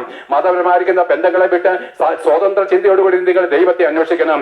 ആ യേശുക്രിസ്തു ഭൂമിയിലേക്ക് കടന്നു വന്നു. 30 വർഷക്കാലം അവന്റെ അമ്മ മറിയോടും വളർത്തപ്പൻ യോസഫിനും കൂടെ അവന്റെ അമ്മ മറിയ അവന്റെ വളർത്തപ്പൻ യോസഫിന്റെ രക്തത്തിൽ 6ലധികം യേശുക്രിസ്തു കൂടാതെ വേറെ 6 കുഞ്ഞുങ്ങളെ അവൾ പ്രസവിച്ചിരുന്നു. നിത്യ കന്യക എന്നൊക്കെ പറഞ്ഞ് എന്താണ് കത്തോലിക്കർ നമ്മളെ വഞ്ചിക്കാണ്. അവൾ എന്താണ് യേശുക്രിസ്തുവിനെ കൂടാതെ വേറെ 6 കുഞ്ഞുങ്ങളെ പ്രസവിച്ചവളാണ്. ആ 6 കുഞ്ഞുങ്ങളെയും ഇവനാണ് ബോധ്യപ്പെടുത്തിയത്. ജ്യേഷ്ഠാവകാശത്തിൽ നിന്ന് നമ്മൾ ഒരുവനെ പോലെ തച്ചന്റെ പണി ചെയ്തുകൊണ്ട് അവൻ കഠിനാധ്വാനം ചെയ്തുകൊണ്ട് പാപം ചെയ്യാതെ എങ്ങനെ ഒരു മനുഷ്യന് ദൈവാശ്രയത്തിൽ ജീവിക്കാമെന്ന് നമുക്ക് തെളിയിച്ചു തന്നു. അങ്ങനെ 30 വർഷക്കാലം ജീവിച്ചതിന്റെ മറ്റൊരു കാര്യം കൊണ്ട് യഹൂദന്മാരുടെ ന്യായപ്രമാണ പ്രകാരം പറഞ്ഞിരിക്കുന്നു, ഒരു പുരുഷൻ അവിടെ ഒരു പുരുഷൻ 30 വയസ്സ് വരെയും അമ്മയപ്പന്മാർക്ക് കീഴടങ്ങി അനുസരിക്കണം. ഇല്ലെങ്കിൽ അവരെ കല്ലെറിഞ്ഞ് കൊല്ലുവാനുള്ള അധികാരമുണ്ട് മൂപ്പന്മാർക്കുണ്ട്. അതുകൊണ്ട് അവനും ഒരു സ്ത്രീയുടെ സന്തതിയായിട്ട് ജനിച്ചത് വഴി അവനും എന്താണ് 30 വർഷക്കാലം ആ സ്ത്രീയുടെ സന്തതിയായിട്ട് ജനിച്ചവൻ അനുസരിച്ച് കഴിഞ്ഞു. 30 വയസ്സിന് ശേഷം അവൻ 3.5 വർഷക്കാലം പാലസ്തീന്റെ തെരുവുകളിലേക്ക് ഇറങ്ങി. അവൻ അമ്മയുടെ ഭവനം വിട്ടുകളഞ്ഞു, അല്ലെങ്കിൽ അവനെ പുറത്താക്കി. അവൻ എന്താണ് തെരുവോരങ്ങളിൽ ഇറങ്ങി ഇങ്ങനെ പ്രസംഗിച്ചു, കാലം തികഞ്ഞു, ദൈവരാജ്യം സമീപിച്ചിരിക്കാൻ നിങ്ങൾ മാനസാന്തരപ്പെടണം. അവന്റെ അടുക്കിലേക്ക് 100 കണക്കിന് 1000 ജനങ്ങൾ ഒഴിയേറ്റി. പ്രിയപ്പെട്ടവരെ, രാജാക്കന്മാര് വന്നില്ല, പ്രഭുക്കന്മാര് വന്നില്ല, നേതാക്കന്മാര് വന്നില്ല, പുരോഹിത വർഗം വന്നില്ല. പാപികളായിരിക്കുന്ന വെറും മനുഷ്യരൊക്കെ അവന്റെ അടുക്കലേക്ക് വന്നു. കുഷ്ഠരോഗികൾ അവന്റെ അടുക്കൽ വന്നു. ഇതാ മരിച്ചവർ ഉയർക്കുന്നു, കുഷ്ഠരോഗികൾക്ക് സൗഖ്യം കിട്ടുന്നു, ഊമന്മാര് സംസാരിക്കുന്നു, ചെകിടന്മാര് കേൾക്കുന്നു, മുടന്തുള്ളവർ നടക്കുന്നു. ഇങ്ങനെ അന്ധന്മാര് കാണുന്നത് ഇങ്ങനെ അത്ഭുതങ്ങളും വീര്യപ്രവൃത്തികളും ചെയ്തുകൊണ്ട് താൻ ദൈവപുത്രൻ തെളിയിച്ചെങ്കിലും കഠിനന്മാരായിരിക്കുന്ന ക്രൂരന്മാരായിരിക്കുന്ന യഹൂദന്മാർ അവനെ തള്ളിക്കളഞ്ഞു. എന്നാൽ യേശുക്രിസ്തു നമുക്ക് വേണ്ടി മരിക്കണമെന്നുള്ള ദൈവ ഇഷ്ടം ചെയ്യുവാനുള്ള സമയമായപ്പോൾ, ആ പിതാവിന്റെ ഇഷ്ടം ചെയ്യുവാനുള്ള സമയമായപ്പോൾ അവൻ ഗെത്സമന തോട്ടത്തിൽ പെസഹ ദിവസം വൈകിട്ട് അവൻ മുഴുകാലം മടക്കി സ്വർഗത്തിലേക്ക് നോക്കി ഇങ്ങനെ പറഞ്ഞു, പിതാവേ, ഈ പാനപാത്രം എങ്കിൽ നീക്കി കളയണമേ, എങ്കിലും എന്റെ ഇഷ്ടമല്ല നിന്റെ ഇഷ്ടം നടക്കട്ടെ എന്ന് പറഞ്ഞ് ദൈവം അവന് കൊടുത്ത ആ ശരീരം ആ ദൈവത്തിന്റെ പിതാവായി ദൈവത്തിന്റെ ഇഷ്ടത്തിനായിട്ട് സമർപ്പിക്കുമ്പോൾ എന്റെ പ്രിയപ്പെട്ട നമ്മുടെ എല്ലാവരുടെയും പാപത്തിന് പരിഹാര ബലിയായിട്ട് ആ യേശുക്രിസ്തുവിന്റെ ശരീരം അറക്കപ്പെടണമെന്ന് ലോകമുണ്ടാകുന്നതിനുമുള്ള പിതാവിന്റെ നിശ്ചയമായിരിക്കാല് ആ ശരീരം അറക്കപ്പെടുവാനായിട്ട് നമുക്ക് ഓരോരുത്തർക്കും പകരക്കാരനായിട്ട് അറക്കപ്പെടുവാൻ ഏൽപ്പിച്ചു കൊടുക്കാണ്. നീ ഏത് ജാതി മത്സരാണ്, മരണമുള്ള എല്ലാവർക്കും വേണ്ടി യേശുക്രിസ്തു ഇതാ ഒരു കുഞ്ഞാട് പോലെ അറക്കപ്പെടുകയാണ്. ആ യേശുക്രിസ്തു ഇതാ തന്റെ ശരീരത്തെ ഏൽപ്പിച്ചു കൊടുക്കുമ്പോഴേ അവന്റെ 12ാമനായിരിക്കുന്ന ശിഷ്യനായിരിക്കുന്ന യൂദാ ഇസ്കര്യോത്താവ് 30 വെള്ളിക്കാശിന് പുരോഹിതന്മാരുടെ കരങ്ങളിൽ 30 വെള്ളിക്കാശിന് യേശുക്രിസ്തു ഒറ്റുകൊടുത്തവന് വാളും വടിയും തീവട്ടി പന്തങ്ങളുമായിട്ട് പുരോഹിതന്മാരുടെ ചേകവരെയും റോമൻ പടയാളികളെ ചേർത്ത് ആ ഗെത്സമന തോട്ടത്തിലേക്ക് പ്രവേശിച്ച പെസഹ ദിവസം രാത്രിയിൽ അവനെ അറസ്റ്റ് ചെയ്ത് രാത്രികാലം മഹാപുരോഹിതനായിരിക്കുന്ന കയ്യപ്പാവിന്റെ മുമ്പിൽ നിർത്തുന്നു. ആ കയ്യപ്പാവ് മഹാപുരോഹിതനെ അവനെ നിരവധി തവണ ചോദ്യം ചെയ്യുന്നു. അവനിൽ ഒരു കുറ്റവുമില്ലെന്ന് അവർക്കറിയാം. എങ്കിലും ന്യായപ്രമാണ പ്രകാരം അവനിൽ എന്തെങ്കിലും കിട്ടുമോന്നറിയാന് അവസാന പുരോഹിതൻ ചോദിച്ചു, നീ ജീവനുള്ള ദൈവത്തിന്റെ പുത്രനായിരിക്കുന്ന ക്രിസ്തുവോ? അതിനവൻ ഉത്തരം പറഞ്ഞു, അതേ, ഞാനാകുന്നു. മനുഷ്യപുത്രൻ ദൈവത്തിന്റെ വലത്തുഭാഗത്തിരിക്കുന്നതും ആകാശമേഘങ്ങളെ വാഹനമാക്കി വരുന്നതും കാണുമെന്ന് പറഞ്ഞപ്പോൾ ഏക സത്യ ദൈവമേ ഉള്ളൂ എന്നറിയുന്ന യഹൂദന്മാർക്ക് ഇവൻ തന്നെത്താൻ ദൈവപുത്രൻ അറിയിച്ചത് വഴി ദൈവത്തിൽ സമനാണെന്ന് അവർക്ക് ബോധ്യപ്പെട്ടത് വഴി അവനെ ക്രൂശിക്കുക എന്ന് നിലവിളിച്ചുകൊണ്ട് അതിനുള്ള അധികാരമുള്ള റോമൻ കൈസറുടെ നാട് വഴിയായിരുന്ന പീലാത്തോസിന്റെ മുമ്പിൽ നിർത്തുകയും ആ പീലാത്തോസ് അവനെ നിരവധിയായി മാറി മാറി വിസ്തരിച്ചിട്ടും അവൻ ഒരു കുറ്റവും കണ്ടെത്താൻ വിട്ടയപ്പാൻ ആശിച്ചു. ജാതീയനായിരിക്കുന്ന റോമാക്കാരനായിരിക്കുന്ന പീലാത്തോസ് പോലും യേശു ക്രിസ്തുവിന്റെ മുമ്പിൽ ഭയന്നു പോയി. എന്നാൽ അവനെ സ്വതന്ത്രനാക്കാൻ ആശിച്ചെങ്കിലും ക്രൂരന്മാരായിരിക്കുന്ന യഹൂദന്മാർ, പ്രിയപ്പെട്ട ഭൂമിയിലെ എല്ലാ മനുഷ്യരുടെയും ഒന്നാമത്തെ ശത്രു യഹൂദന്മാരാണ്. അതെന്താണ്? അവരാണ് യേശു ക്രിസ്തുവിനെ കൊന്നവര്, പ്രവാചകന്മാരെ കൊന്നവര്, സുവിശേഷം മറ്റുള്ളവരോട് പറയുന്നത് എതിർക്കുന്നവര്, സകല ജാതികൾക്കും അവർ ശത്രുവായിട്ട് അന്നും ഇന്നും ജീവിക്കുന്നു. അവരോടുള്ള ദൈവത്തിന്റെ ക്രോധം മുഴുത്തു വരുന്നതേ ഉള്ളൂ പ്രിയപ്പെട്ടവരെ. അങ്ങനെ നോക്കുവിന് ആ യഹൂദന്മാർ അവനെ ആ പീലാത്തോസിന്റെ കരങ്ങളിൽ ഏൽപ്പിച്ചപ്പോഴും പീലാത്തോസ് അവനെ സ്വന്തമാക്കാൻ ആശിച്ചപ്പോഴും ആ യഹൂദന്മാരായിരിക്കുന്ന അഹങ്കാരികൾ പറഞ്ഞ് അവനെ ക്രൂശിക്കണം, കൊല്ലണം എന്ന് അവർ ആർത്തുകൊണ്ടിരുന്നപ്പോൾ ആ പീലാത്തോസ് ചോദിച്ചു, ഇവൻ ചെയ്ത കുറ്റമെന്ത്? അവൻ കുറ്റമൊന്നും ചെയ്തിട്ടില്ലെന്നല്ല അവർക്കറിയാവുന്നതുകൊണ്ട് പറഞ്ഞു, കുറ്റം പറയാനില്ലാത്തതുകൊണ്ട് പറഞ്ഞു അവനെ ക്രൂശിക്കുക എന്ന് ആർത്തുകൊണ്ടിരുന്നു. എന്നാൽ നിരവധിയായിരിക്കുന്ന വിഷയങ്ങൾ അതിനകത്തുണ്ടെങ്കിലും ഞാൻ വിട്ടുകളയുന്നു. അവസാനം പീലാത്തോസ് പറഞ്ഞു, ഇവനൊരു കുറ്റവും ചെയ്തിട്ടില്ല, ഇവനെ ഞങ്ങൾ ചാട്ടവാർ കൊണ്ട് അടിച്ച് ഇവനെ സ്വന്തമാക്കുമെന്ന് പറഞ്ഞപ്പോഴേ ആ ജനങ്ങൾ പറഞ്ഞു, അങ്ങനെയാണെങ്കിൽ നീ കൈസറിന്റെ ദാസനായിരിക്കില്ല എന്ന് പറഞ്ഞപ്പോൾ ഈ പീലാത്തോസ് ഭയന്നു പോയി. കൈസറിന്റെ മുമ്പിൽ എന്താണ് അവൻ വിറച്ചുപോയി. അപ്പോഴാണ് കൈസറിനെയും ഈ യഹൂദന്മാരെയും പ്രീതിപ്പെടുത്തുവാൻ വേണ്ടി അവസാനം അല്പം വെള്ളം എടുത്ത് കൈ കീഴിട്ട് ആ ക്രൂരനായിരിക്കുന്ന ആ ഭരണാധികാരി പറഞ്ഞു, ഇതാ നിങ്ങളുടെ രാജാവായിരിക്കുന്ന യേശു, നിങ്ങൾ തന്നെ ക്രൂശിച്ചുകൊള്ളുമെന്ന് പറഞ്ഞുകൊണ്ട് കൈ കഴുകി. ആ നീതിമാന്റെ രക്തത്തിൽ എനിക്ക് കുറ്റമില്ല. യഹൂദന്മാരെ പറഞ്ഞു, ഞങ്ങൾക്ക് കൈസറല്ലാതെ മറ്റൊരു രാജാവില്ല. അയ്യോ, ദൈവം തന്നെ രാജാവായിട്ട് വിളിക്കപ്പെട്ട ഒരു ജാതി, അവര് പറഞ്ഞ കൈസറല്ലാതെ ഞങ്ങൾക്ക് ഒരു രാജാവില്ല എന്ന് പറഞ്ഞുകൊണ്ട് അവരുടെ യഥാർത്ഥമായിരിക്കുന്ന രാജാവിനെ തള്ളിക്കളഞ്ഞ ആ യഹൂദ ജനത കഷ്ടത്തിലേക്ക് പോകുന്നു. ആ രക്തം ഞങ്ങളുടെ മേലും ഞങ്ങളുടെ മക്കളുടെ മേലും വന്നുകൊള്ളട്ടെ. എന്റെ പ്രിയ ജനമേ, നിങ്ങൾ ഓരോരുത്തരും അനുഭവിക്കുന്ന കഷ്ടങ്ങളുടെ ഉത്തരവാദി നിങ്ങൾ തന്നെയാണ്, നിങ്ങളുടെ പിതാക്കന്മാരാണ്. 2026 വർഷങ്ങൾക്കും അല്ലെങ്കിൽ ആ ഹമാസ് തീവ്രവാദികൾ വന്ന് 2023 ഒക്ടോബർ 7-ാം തീയതി പ്രിയപ്പെട്ട 1400 ഇസ്രായേൽ ജനത്തിന്റെ കഴുത്തറുത്ത് കൊണ്ടുപോകുമ്പോൾ ഉത്തരവാദി ഹമാസ് അല്ല, ദൈവമല്ല, സാത്താനുമല്ല. 2023 വർഷങ്ങൾക്ക് മുമ്പ് അപ്പന്മാര് അന്ന് പീലാത്തോസിന്റെ മുമ്പിൽ യേശു ക്രിസ്തുവിന്റെ മുമ്പിൽ അവർ നിലവിളിച്ചൊരു കാര്യമുണ്ട്, ആ രക്തം ഞങ്ങളുടെ മേലും ഞങ്ങളുടെ മക്കളുടെ മേലും വന്നുകൊള്ളട്ടെ. ആഹാ, അപ്പന്മാരുടെ നാവുകളിൽ വരുന്ന ഓരോ വാക്കുകളും തലമുറകളുടെ മേൽ നാശം വിതയ്ക്കും, നിങ്ങൾ അറിഞ്ഞുകൊള്ളുവിന്. അതേപോലെ സുവിശേഷത്തെ തള്ളിക്കളഞ്ഞ ഒരു കുടുംബവും രക്ഷ പ്രാപിച്ചിട്ടില്ല. യേശു ക്രിസ്തുവിനെ നിഷേധിച്ച ഒരു കുടുംബവും രക്ഷ പ്രാപിച്ചിട്ടില്ല. അവരുടെ മക്കൾ പണമുണ്ടാക്കിയതായിരിക്കും, പക്ഷെ പാപത്തിന്റെ ചതിക്കുഴിയിൽ ഇതാ അവർ തന്നെ അലന്നുഴലുകയാണ് പ്രിയപ്പെട്ടവരെ. ചിലർക്ക് ഭ്രാന്ത് പിടിക്കുകയാണ്, ചിലർക്ക് നിരാശ കൊണ്ട് ആത്മഹത്യ ചെയ്യാണ്. ഒറ്റ കാരണമുള്ളൂ, സുവിശേഷത്തെ തള്ളിക്കളഞ്ഞു. എന്നാൽ നോക്ക് പ്രിയപ്പെട്ടവരെ, ആ യേശു ക്രിസ്തുവിനെ പീലാത്തോസ് ഏൽപ്പിച്ചു കൊടുക്കുമ്പോഴേ അവരവരെ എന്താണ് ചെയ്തതെന്നറിയാമോ? ഇതാ മുള്ളുകൊണ്ടൊരു കിരീടം. പീലാത്തോസിനോട് പറഞ്ഞായിരുന്നു, നീ യഹൂദന്മാരുടെ രാജാവ് എന്ന് ചോദിക്കുമ്പോൾ അതെ ഞാൻ ആകുന്നു എന്ന് പറഞ്ഞ് അതിന് പരിഹാസ വിഷയമായിട്ട് രാജാക്കന്മാർക്ക് പോലെ ഒരു കിരീടം വെച്ചു. പക്ഷെ മുള്ളുകൊണ്ട് മെനഞ്ഞു വെച്ചു. അതിന്റെ മണ്ടയ്ക്ക് കോല് കൊണ്ടടിച്ച് അവന്റെ തലയോട്ടിലേക്ക് മുള്ളാഴ്ന്നിറങ്ങി. അതേപോലെ ആ കാട്ടുമുള്ളിന്റെ ആഴ്ന്നിറങ്ങിയ അതിന്റെ ഭയങ്കരമായിരിക്കുന്ന വിഷമുള്ളുകൾ കൊണ്ട് അവന്റെ തല പുടർക്കുമ്പോഴേ ആ യഹൂദന്മാർ ആ തട്ടഹസിച്ചുകൊണ്ട് അവന്റെ മുഖത്ത് തുപ്പി അവന്റെ കണ്ണത്തടിച്ചു. കണ്ണ് കെട്ടി പറഞ്ഞ് പ്രവചിക്കുക, നിന്നെ തല്ലിയവനാര്? യേശു ക്രിസ്തു ഒരു വാക്ക് മിണ്ടിട്ടില്ല. ആകാശത്തെയും ഭൂമിയെ സൃഷ്ടിച്ച അവൻ ഒരു വാക്കുകൊണ്ട് ഭൂമിയെ മാറ്റിക്കളയാൻ അധികാരമുള്ളവൻ, ഒരു സെക്കൻഡ് കൊണ്ട് ഭൂമിയിലെ സകല ജാതികളെ ഭസ്മീകരിപ്പാൻ അധികാരമുള്ളവൻ. അവൻ പറഞ്ഞാൽ മനുഷ്യപുത്രന്മാരെ നശിപ്പിക്കാനല്ല രക്ഷിപ്പാനത്തവനെ, കൊല്ലുവാനല്ല ഞാൻ വന്നത്, രക്ഷിപ്പാനാ പ്രിയപ്പെട്ടവരെ. കൊല്ലാൻ അനവധി പേരോട് വന്നിട്ടുണ്ട്. എന്നാൽ എന്താണ്? മരണത്തിന്റെയും പാപത്തിന്റെയും ചങ്ങലയിൽപ്പെട്ട് നരകത്തിനും മരണത്തിനും വിധിക്കപ്പെട്ട് നമ്മളെ ഉദ്ധാരണം ചെയ്യുവാൻ രക്ഷിക്കുവാൻ ഒരുവനെ വന്നിട്ടുള്ളൂ. അവന്റെ നാമം യേശു ക്രിസ്തു എന്നാകുന്നു. അങ്ങനെ നോക്കുവിന് അടിയേറ്റ് തകർക്കപ്പെട്ടവൻ, അവന്റെ ശരീരം മുഴുവൻ ചാട്ടവാർ അടിയേറ്റ് തകർക്കപ്പെട്ടവൻ നിന്റെ മേൽ വീഴേണ്ട അടിയാണ്. നീയാണ് പാപം ചെയ്ത് നിന്റെ പാപത്തിന്റെ ശിക്ഷയാണ് അവൻ ഏൽക്കേണ്ടി വന്നത്. നമ്മുടെ അതിക്രമങ്ങൾ നിമിത്തം അടിയേറ്റും നമ്മുടെ അകത്യങ്ങൾ നിമിത്തം ദണ്ഡനമേറ്റിക്കൊണ്ട് അയ്യോ അവന്റെ അസ്ഥികൾ ഓരോന്നും എണ്ണുവാൻ കഴിയത്തക്കവണ്ണം അവന്റെ ശരീരത്തിലെ മാംസകറ്റങ്ങൾ ചെതിർവാൻ തക്കവണ്ണം അടിച്ച് തകർക്കുമ്പോൾ പ്രിയപ്പെട്ടവരെ, നമ്മൾ ഓരോരുത്തരും ചെയ്ത കഠിനമായിരിക്കുന്ന പാപത്തിന്റെ ശിക്ഷ ദൈവ കോടതിയുടെ മുമ്പിൽ അവൻ ഏൽക്കേണ്ടി വന്നു. എന്നിട്ടോ അവൻ എടുപ്പാൻ കഴിയാത്തവണ്ണം ഭാരമേറിയ ഒരു മരക്കുരിശം തോളിലേറ്റിക്കൊണ്ട് ഗോൽഗോഥാ മലമുകളിലേക്ക് പോകുമ്പോൾ എന്റെ പ്രിയപ്പെട്ടവരെ, അവൻ ചുമന്നുകൊണ്ടുപോയ മരക്കുരിശിന്റെ ഭാരം നമ്മുടെ ഭയങ്കരമായിരിക്കുന്ന പാപത്തിന്റെ ചുമടാണ്. അയ്യോ, നമ്മുടെ പാപം എത്രമാത്രം ഭയങ്കരമാണ്, നമ്മുടെ പാപം എത്രമാത്രം പ്രിയപ്പെട്ടവരെ അത് എത്രമാത്രം കടും ചുവപ്പായിരിക്കുന്നു. നമ്മുടെ പാപഭാരമായിരിക്കുന്ന മരക്കുരിശും ചുമന്നുകൊണ്ട് അവൻ ഗോൽഗോഥാ മലമുകളിലേക്ക് പോകുകയും 2 കള്ളന്മാരുടെ മറ്റേ കള്ളന്മാരെന്ന വണ്ണം അതിക്രമക്കാരോടുകൂടി അവൻ എണ്ണപ്പെട്ടു എന്നുള്ള വചനത്തെ വണ്ണം അയ്യോ ഏറ്റവും നിന്നാപരമായിരിക്കുന്ന അനുഭവത്തിൽ അവനെ ആ ഭൂമിയുടെ മധ്യഭാഗമായിരിക്കുന്ന ഗോൽഗോഥാ മലമുകളിൽ എല്ലാവരും താണ്ടി അവനെ ക്രൂശിച്ചിരിക്കുകയാണ്. അതേ പ്രിയപ്പെട്ടവരെ, അവരെ ഒരു കള്ളനാക്കി കളഞ്ഞു യഹൂദന്മാര്, റോമക്കാര്. പ്രിയപ്പെട്ടവരെ, ആകാശത്തെ ഭൂമിയെ സൃഷ്ടിച്ച പാപമില്ലാത്തവനെ കള്ളനാക്കി ക്രൂശിച്ചവന് ആ യേശു ക്രിസ്തു ക്രൂശിൽ പെടഞ്ഞു ഭരിക്കുന്ന നിനക്ക് പകരക്കാരന്. പാപത്തിന്റെ ശമ്പളം മരണമാണെന്നുള്ള ദൈവകോടതിയുടെ മുമ്പിൽ നമ്മുടെ ഓരോരുത്തരുടെയും പാപത്തിന്റെ ശിക്ഷ അവൻ ഏറ്റുകൊണ്ട് ഇതാ ക്രൂശിലേക്ക് നോക്കുവാൻ സകല ജാതി മതസ്ഥരുമായിട്ടുള്ളവരെ, നിങ്ങളുടെ സമാധാനം ക്രൂശിൽ നിന്ന് മാത്രമാണ്. ആ ക്രൂശിൽ ചൊരിയപ്പെട്ട രക്തത്തിന്റെ ആ രക്തനദിയിൽ നിന്നാണ് നിങ്ങളുടെ സമാധാനത്തിന്റെ നദി ഉത്ഭവിച്ചിരിക്കുന്നത്. ആ ക്രൂശിൽ നിന്ന് ഇതാ സമാധാനത്തിന്റെ നദി ഒഴുകി പരന്ന് ഇതാ പ്രിയപ്പെട്ടവരെ എരുമേലി പഞ്ചായത്തിൽ പോലും പറഞ്ഞു വന്നെങ്കിൽ അനേക ശാഖകളായിട്ട് സമാധാനത്തിന്റെ നദി ലോകത്തും പരന്നൊഴുകയാണ്. ഈ തുമരംപറയുടെ ഈ ദേശത്ത് പോലും ആ നദിയുടെ ഒരു ഭാഗം ഒഴുകി വരികയാണ്. എന്റെ പ്രിയപ്പെട്ടവരെ, ഇതാകുന്നു സമാധാനത്തിന്റെ വഴി, ഇതാകുന്നു ദൈവത്തിലേക്കുള്ള ഒരു മടങ്ങിപ്പോക്കിന്റെ വഴി, ഇതാകുന്നു പ്രിയപ്പെട്ടവരെ. ആ സമാധാനത്തിന്റെ ദൈവം നിങ്ങളെ നടത്തുമാറാകട്ടെ. നമുക്ക് പിന്നെ ഒരുത്തൻ വഴി തെറ്റി കാടിന് അല്ലെങ്കിൽ പ്ലെയിൻ അപകടത്തിൽപ്പെട്ട ഏതോ ഭയങ്കരമായിരിക്കുന്ന ആമസോൺ കാടിന്റെ എവിടെയോ അഗാധതയിൽ അവൻ വീണുപോയി, ഏതോ എവിടെയോ കാട്ടിന്റെ നടുക്ക് അവൻ വീണുപോയി. അവൻ എങ്ങനെ വഴി കണ്ടുപിടിക്കും പ്രിയപ്പെട്ടവരെ? അവൻ കൈത്തോടുകളുടെ കൂടെ താഴോട്ട് നടന്നു, അതിന്റെ ഒഴുക്കിൽ കൂടെ നടന്നു, അത് വേറൊരു തോട്ടിലേക്ക് കയറി അല്പം കൂടെ വലുതായി, അതിനെ ചേർന്ന് താഴേക്ക് വന്നൊരു മഹാനദിയുടെ അടുത്ത് വന്ന് അങ്ങനെ അതെന്താണ് പട്ടണത്തിലേക്ക് കടന്നു വന്നതുപോലെ ഇതാ ദൈവത്തിന്റെ ആ ഭയങ്കരമായിരിക്കുന്ന ദൈവത്തിന്റെ ന്യായവിധി നമ്മളെ രക്ഷിപ്പാൻ യേശുക്രിസ്തു രക്തം ചൊരിഞ്ഞെങ്കിൽ ഞാൻ പറഞ്ഞ നദിയുടെ ഒരു കൈവഴി ഇവിടെയുണ്ട്. നിങ്ങൾ ആ കൈവഴി കൂടെ നടന്നു കഴിഞ്ഞാൽ സമൃദ്ധമായ ജീവനിലേക്ക് നിങ്ങൾക്ക് പ്രവേശിപ്പാൻ കഴിയും. എന്നാൽ നോക്ക് പ്രിയപ്പെട്ടവരെ, ആ യേശുക്രിസ്തു ആ ക്രൂശിൽ മരിക്കുകയാണ്. അവൻ മരിക്കുമ്പോൾ ദൈവത്തിന്റെ പാപനിമിത്തം നമ്മളിലേക്ക് കടന്നു വന്ന ശത്രുത്വം നീക്കം ചെയ്തുകൊണ്ട് ഏത് പാപിക്കും ദൈവത്തിന്റെ അടുക്കലേക്ക് നേരിട്ട് കടന്നു കഴിഞ്ഞാൽ മനുഷ്യനാണോ മരണമുള്ളവനാണോ നിന്നെ സമ്പൂർണ്ണമായിട്ടും രക്ഷിപ്പാൻ കഴിഞ്ഞ നീതി രക്തം മുഖാന്തരം ദൈവത്തിലേക്ക് പ്രവേശനം സൗജന്യമാണ്. ഇനി യാഗങ്ങളില്ല, ബലികളില്ല, കർമ്മങ്ങളില്ല, ആചാരങ്ങളില്ല, വഴിപാടുകളില്ല, പ്രിയപ്പെട്ടവരെ തീർത്ഥാടനങ്ങളോ പദയാത്രകളോ നോയമ്പുകളോ ഇല്ല. യേശുക്രിസ്തു എനിക്ക് വേണ്ടി മരിച്ചു എന്ന് ഹൃദയം കൊണ്ട് അംഗീകരിക്കുന്ന ഏവരെയും രക്ഷിപ്പാൻ തക്കവണ്ണം ദൈവം വിശ്വാസത്താലുള്ള നീതീകരണം പുതിയ നിയമം ഇതാണ്. പഴയ നിയമം എന്ന് പറഞ്ഞാൽ എന്താണെന്നറിയാമോ? പാപത്തിന്റെ ശമ്പളം മരണമാണെന്നുള്ള നിയമം തന്നതാ. ആ നിയമത്തിന് മുമ്പിൽ നമ്മളെല്ലാവരും മരിച്ചടക്കപ്പെടുമ്പോൾ, ആ നിയമത്തിന് മുമ്പിൽ നമ്മളെല്ലാവരും നരകത്തിൽ പോകാൻ വിധിക്കപ്പെട്ടപ്പോൾ പുതിയ നിയമം എന്താണെന്ന് പറയാമോ? ആ നിയമത്തിൽ നമ്മളെ വീണ്ടെടുക്കുവാൻ, ആ പാപഭരണത്തിൽ നമ്മളെ വീണ്ടെടുക്കാൻ, നമ്മുടെ പാപത്തിന്റെ ശിക്ഷയേറ്റ് മരിച്ച യേശുക്രിസ്തു വിശ്വസിക്കുന്ന ഏവർക്കും പാപമോചനം സൗജന്യമാണ് തെളിയിക്കുന്നതാണ് പുതിയ നിയമം. അയ്യോ പ്രിയപ്പെട്ടവരെ, പുതിയ നിയമമാണ് സത്യം. പഴയ നിയമം എന്താണ്? പുതിയ നിയമത്തിന്റെ നിഴൽ മാത്രമാണ്. നിങ്ങൾക്ക് ആർക്കെങ്കിലും ഇതിനെപ്പറ്റി കൂടുതലാണെങ്കിൽ പുതിയ നിയമം പഠിച്ചതിന് ശേഷം വേണം പഴയ നിയമം വായിക്കാൻ. എന്നാൽ നോക്ക പ്രിയപ്പെട്ടവരെ, ആ യേശുക്രിസ്തു മരിക്കുമ്പോൾ സാത്താന്റെ അധികാരങ്ങളെ തകർത്ത് കളഞ്ഞ് മരണത്തിന്റെയും പാതാളത്തിന്റെയും താക്കോൽ യേശുക്രിസ്തു തിരികെ വാങ്ങി.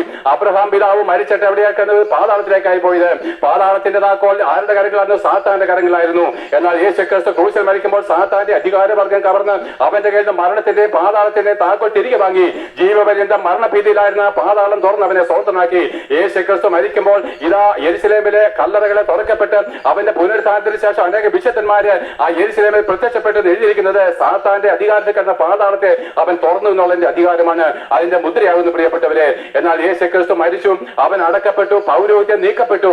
ആ യേശുക്രിസ്തു ഉയർത്തെഴുന്നേറ്റു, മരണത്തെ ജയിച്ച് ഉയർത്തെഴുന്നേറ്റ് ദൈവമോ മരണഭാഷങ്ങളെ അഴിച്ചിട്ട് അവനെ മൂന്നാം ദിവസം ഉയർത്തെഴുന്നേൽപ്പിച്ചത് വഴി ആ യേശുക്രിസ്തു മടങ്ങി വരുവാനുള്ള സമയമായിരിക്കുന്നു. നമ്മൾ ആദ്യം പാടിയ പാട്ടെന്താണ്? രാജാതിരാജൻ മഹിമയോടെ വാനമേഘത്തിൽ എഴുന്നള്ളാറായി. അതേ ദേശനിവാസികളെ, യേശുക്രിസ്തു ഭൂമിയുടെ ഏകാധിപതിയായിട്ട് വാനമേഘത്തിൽ ആരവത്തോടും മഹാകാഹളത്തോടും കോടാനുകോടി ദൂതന്മാരുടെ ഉത്സാഹത്തോടും കടന്നു വരുമ്പോഴേ നിങ്ങൾക്ക് അവന്റെ മുമ്പിൽ നിൽപ്പാൻ ധൈര്യമുണ്ടാകട്ടെ. നിങ്ങൾ ഏത് ജാതി മക്കളല്ലേ, പള്ളിയിലച്ഛനോ തിരുമേനി ആയിക്കോട്ടെ പ്രിയപ്പെട്ടവരെ, മാനസാന്തരപ്പെടണം. അതേ മാനസാന്തരപ്പെടാതെ ഒരു വ്യക്തിക്കും ദൈവത്തിലേക്ക് തിരിയുവാൻ കഴിയത്തില്ല.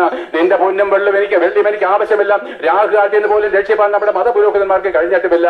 ആകിയാൽ മാനസാന്തരം എന്ന് പറഞ്ഞു കഴിഞ്ഞാൽ ഇന്നേ വരെ പാപമോചനം നൽകി തരുവാൻ കഴിയാത്ത, ഇന്നേ വരെ സമാധാനം നൽകി തരുവാൻ കഴിയാത്ത നമ്മുടെ പിതൃപാരമ്പര്യങ്ങളും മതഭക്തികളും പാരമ്പര്യങ്ങളും പുരോഹിതന്മാരുടെ ഇഷ്ടങ്ങളെ തള്ളിക്കളഞ്ഞ് നിനക്ക് വേണ്ടി സ്വർഗം വിട്ട് ഇറങ്ങി വന്ന് മരിച്ചടക്കപ്പെട്ട് ഉയർത്തെഴുന്നേറ്റ് രാജാവായിട്ട് മടങ്ങി വരുന്ന ഈ യേശുക്രിസ്തുവിനെ ഏകരക്ഷകനും ഏകകർത്താവും ഏകദൈവമായിട്ട് അംഗീകരിച്ച് അവരെ മാത്രമേ ആരാധിക്കാവൂ എന്നുള്ള ദൈവപ്രമാണത്തിലേക്ക് വരുന്നതാണ് മാനസാന്തരം പ്രിയപ്പെട്ടവരെ. അതിനുശേഷം നിങ്ങളുടെ പാപമോചനത്തിനായിട്ട് സ്ഥാനമേക്കണം. ദൈവം ഒരുവനേ ഉള്ളൂ, ദൈവത്തിന്റെ നിയമം ഒന്നേ ഉള്ളൂ. ഈ ഭൂമിയിലെ സകല ജാതി മതസ്ഥർക്കുള്ള ദൈവത്തിന്റെ നിയമാവലി ഒന്നേ ഉള്ളൂ പ്രിയപ്പെട്ടവരെ. അങ്ങനെ സ്നാനമേൽക്കുമ്പോൾ ദൈവം തന്റെ ആത്മാവിനെ, ഹോളി സ്പിരിറ്റിനെ, യേശുക്രിസ്തുവിനെ മരണത്തിൽ നിന്ന് ഉയർപ്പിച്ചവന്റെ ആത്മാവിനെ നിനക്ക് തരുമെന്ന്. അല്ലയോ കള്ളുകൂടിയാ, നിനക്ക് ആത്മാവിനെ തരാമെന്ന്. യേശുക്രിസ്തുവിന്റെ നാമത്തിൽ വിശുദ്ധന്മാരെ തള്ളിയവനെ നിനക്കും ആത്മാവിനെ തരാമെന്ന്. നിനക്ക് അങ്ങോട്ടും ചെന്നാൽ മതി, നിന്റെ പാപങ്ങളെ അവൻ ക്ഷമിച്ചു തരും. അതേ പരിശുദ്ധാത്മാവ് പ്രാപിച്ചവർക്ക് മാത്രമേ ദൈവത്തിലേക്ക് പ്രവേശനമുള്ളൂ. നമ്മളെ സ്വർഗത്തിലേക്ക് കൊണ്ടുവന്നത് യേശുക്രിസ്തുവിന്റെ ആത്മാവ്, പരിശുദ്ധാത്മാവ്. നിന്റെ നേർച്ച കാഴ്ചകൾക്ക് നിന്നെ കൊണ്ടുപോകാൻ കഴിയത്തില്ല പ്രിയപ്പെട്ടവരെ, കഴിയത്തില്ല. അല്ലാതെങ്കിൽ എന്നെ നിനക്ക് സമാധാനം വരുമായിരുന്നു. ദൈവത്തിലേക്കുള്ള സമാധാനമാണ് യേശുക്രിസ്തുവിന്റെ ക്രൂശില് കർത്താവായിരിക്കുന്ന യേശുക്രിസ്തു മുഖാന്തരം നമുക്ക് ദൈവത്തോട് സമാധാനം വരികയാണ്. ആവട്ടെ പ്രിയപ്പെട്ടവരെ, നിങ്ങൾക്ക് ആർക്കെങ്കിലും ഇന്നവരെ പാപമോചനം നേരിട്ടില്ലെങ്കിൽ, ഇന്ന് മരിച്ചാൽ എങ്ങോട്ടാണ് പോകുന്നത് നിങ്ങൾക്ക് അറിവില്ലെങ്കിൽ, ഈ സത്യത്തിലേക്ക് മടങ്ങി വന്നാൽ നിങ്ങൾക്ക് സമാധാനത്തിലൂടെ മരിക്കാം. നമുക്ക് ദൈവത്തോട് ജീവിക്കാം. ആട്ടെ, ഞാൻ ഇത്രയും പ്രസംഗിച്ചല്ലോ. എന്റെ പേര് വിജയഗോപാൽ എന്നാണ്. റാന്നി അയിരൂർ സ്വദേശിയാണ്. ഹിന്ദുമത വിശ്വാസത്തിൽ ജനിച്ചവനാണ്. യേശുക്രിസ്തുവിന്റെ സുവിശേഷം പറഞ്ഞവരെ പരിഹസിക്കുന്നവനാണ്. അഹങ്കാരത്തിന്റെ നഗരത്തിന്റെയും ആശാനായിരുന്നു. അതേ അഹങ്കാരത്തിന് കൈയും കാലും പിടിച്ചവൻ ഞാനായിരുന്നു പ്രിയപ്പെട്ടവരെ. എന്നാൽ എന്റെ ദുർദിവസത്തിൽ ആത്മഹത്യ ചെയ്തതിന് ഏതാനും മണിക്കൂറുകൾക്ക് മുമ്പ് ഞാൻ പരിഹസിച്ച ഒരു ദൈവദാസൻ എന്റെ അടുക്കലേക്ക് വന്ന് ആ ദൈവത്തിന്റെ സ്നേഹം ഭയപ്പെടേണ്ട, ഞാൻ നിന്നോട് കൂടി ഉണ്ടെന്നുള്ള വചനം പറഞ്ഞു. ആ വചനമായി എന്നെ ഇവിടെ നിർത്തിയിരിക്കുന്ന പ്രിയപ്പെട്ട, ഞങ്ങൾ എന്ത് സ്നേഹിക്കും നിങ്ങളെ പ്രിയപ്പെട്ട. ദൈവം നിങ്ങളെ സ്നേഹിക്കുന്നോട് ഞങ്ങൾ സ്നേഹിക്കുന്നു. ആർദ്രകരുണയാൽ ഞങ്ങളുടെ ഹൃദയം കവിഞ്ഞൊഴുകയാണ്. നിങ്ങളോട് ഓരോരുത്തരുമുള്ള സ്നേഹം കൊണ്ട് ഞങ്ങളുടെ ഹൃദയം എന്താണ് ത്രസിക്കുകയാണ് പ്രിയപ്പെട്ടവരെ. ഈ ദൈവത്തിലേക്ക് തിരിഞ്ഞ് നിങ്ങളുടെ കുഞ്ഞുകുട്ടികളും രക്ഷ പ്രാപിക്കണം. ആവട്ടെ, ഞങ്ങളുടെ പ്രത്യാശ എന്താണെന്ന് പറഞ്ഞു നിർത്താം. ഇന്നാണ് ഞങ്ങൾ മരിക്കുന്നതെങ്കിൽ, ഇന്നാണ് യേശുക്രിസ്തു മടങ്ങി വരുന്നെങ്കിൽ, അവൻ ഞങ്ങളെ ദ്രവിച്ചു പോകുന്ന ശരീരം മാറ്റി തേജസ്സിന് തിളക്കമേറിയതുമായിരിക്കുന്ന ഒരു പുതിയ ശരീരം തന്ന് 1000 വർഷം ഞങ്ങൾ യേശുക്രിസ്തുവിനോട് ഭൂമിയിൽ വാഴും. അതിനുശേഷം ലോകം അവസാനിക്കുമ്പോൾ ഞങ്ങൾ സ്വർഗത്തിലേക്ക് നിത്യവാസത്തിന് പറന്നു പോകും. അന്ന് സൂര്യചന്ദ്ര നക്ഷത്രാദികളില്ല, കാലമില്ല, സമയമില്ലാത്തത് കൊണ്ട് അതിന് നിത്യത എന്ന് പേര്, അതിന് കാലം നിശ്ചയിക്കാൻ കഴിയത്തില്ല. എന്നാൽ പ്രിയപ്പെട്ടവർ, നിങ്ങൾ എല്ലാവരും വരണം. പ്രിയപ്പെട്ടവരെ, നിങ്ങൾ നിങ്ങളുടെ കുഞ്ഞുകുട്ടികളും എല്ലാം യേശുക്രിസ്തുവിലേക്ക് തിരിയണം. അതിനകത്ത് ഹിന്ദു എന്നോ ക്രിസ്ത്യാനിയെന്നോ മുസ്ലിമെന്നോ ഇല്ല, പള്ളിയിലച്ചനെന്നോ തിരുമേനിയെന്നോ ഇല്ല, ദാസനെന്നോ യജമാനെന്നോ ഇല്ല. എല്ലാവരും മനുഷ്യനാണോ? എല്ലാവരും യേശുക്രിസ്തുവിലേക്ക് തിരിച്ച് രക്ഷ പ്രാപിക്കണം. അല്ല, നിങ്ങൾക്ക് അതിന് മനസ്സില്ലാതെ നിങ്ങളുടെ മതഭക്തിയിലും പാരമ്പര്യത്തിലും രാഷ്ട്രീയ പാർട്ടികളുടെ കൊടിയും പിടിച്ച് നിങ്ങൾ ഇങ്ങനെ ജീവിച്ച് പാപിയായിട്ടാണ് അടക്കപ്പെടുന്നതെങ്കിൽ, പ്രിയപ്പെട്ടവരെ, ഇന്നാണ് യേശുക്രിസ്തു മടങ്ങി വരുന്നെങ്കിൽ കണ്ണുനീരോടെ ഈ കാര്യം പറയുന്നത്. ഇന്നേക്ക് 1000 വർഷം തികയുന്നത് ലോകം അവസാനിക്കും. ഇന്ന് 2026, ഇന്ന് ജനുവരി മാസം എത്രയാണ്? 29 തോന്നുന്നു. ഇന്നാണ് യേശുക്രിസ്തു മടങ്ങി വരുന്നെങ്കിൽ ഇന്നേക്ക് 1000 ആണ്ട് തികയുന്ന 3026 ഇതേ ജനുവരി 29 ലോകം അവസാനിക്കും. അന്ന് എന്റെ പ്രസംഗം കേട്ട് നിങ്ങളൊന്ന് മനം തിരിയാതെ മരിച്ചാൽ കല്ലറുകളെ വിട്ട് ഇതേ രൂപത്തിൽ എഴുന്നേറ്റ് വരും. യേശുക്രിസ്തുവിന് മുമ്പ് നിൽക്കുമ്പോൾ ഞാൻ അവിടെ തെളിവായിട്ട് നിൽക്കും. പ്രിയപ്പെട്ടെ, എന്റെ വായിൽ നിന്ന് കേട്ട ഈ വചനം വെച്ച് ദൈവം നിങ്ങളെ ന്യായീകരിക്കുന്ന ആളിൽ അവൻ നിങ്ങളെ പാപിയായിട്ട് മരിച്ചത് കൊണ്ട് നരകാഗ്നിയിലേക്ക് തള്ളിക്കളഞ്ഞാല് പുരോഹിതന്മാരുടെ ധൂപപ്രാർത്ഥനയോ പിണ്ടാടിയത്തിനോ മറ്റു വിധമായിരിക്കുന്ന ആചാരങ്ങൾക്കോ നിന്നെ രക്ഷിപ്പാൻ കഴിയത്തില്ല. അയ്യോ, അവൻ എന്നേക്കും ദഹിപ്പിക്കുന്ന ദഹനാഗ്നിയിലേക്ക്, ആ ദണ്ഡനാഗ്നിയിലേക്ക് നിങ്ങളെ തള്ളിക്കളയും, നരകവിധിയിലേക്ക് തള്ളിക്കളയും. പിന്നെ സ്വർഗവും നരകവും രണ്ടവസ്ഥയുള്ളൂ, രണ്ടും നിത്യതയാണ്. ഒന്ന് നാശത്തിൽ നാശത്തിലേക്ക്, ഒന്ന് ഉയരത്തിലേക്ക് പോകുന്ന സമാധാനത്തിൽ നദി. നിങ്ങൾക്ക് എവിടെ പോകണം? അപ്പന്മാരെ, നിങ്ങളുടെ കുഞ്ഞുങ്ങൾ എവിടെ പോകണം? പുരോഹിതന്മാരെ, നിങ്ങൾ സേവിക്കുന്ന ജനം എവിടെ പോകണം? നിങ്ങൾ തീരുമാനിച്ചുകൊള്ളുവിന്. ഈ വചനത്താൽ ഈ ദേശത്തെ ദൈവം യേശുക്രിസ്തു മുഖാന്തരം അനുഗ്രഹിക്കുമാറാകട്ടെ.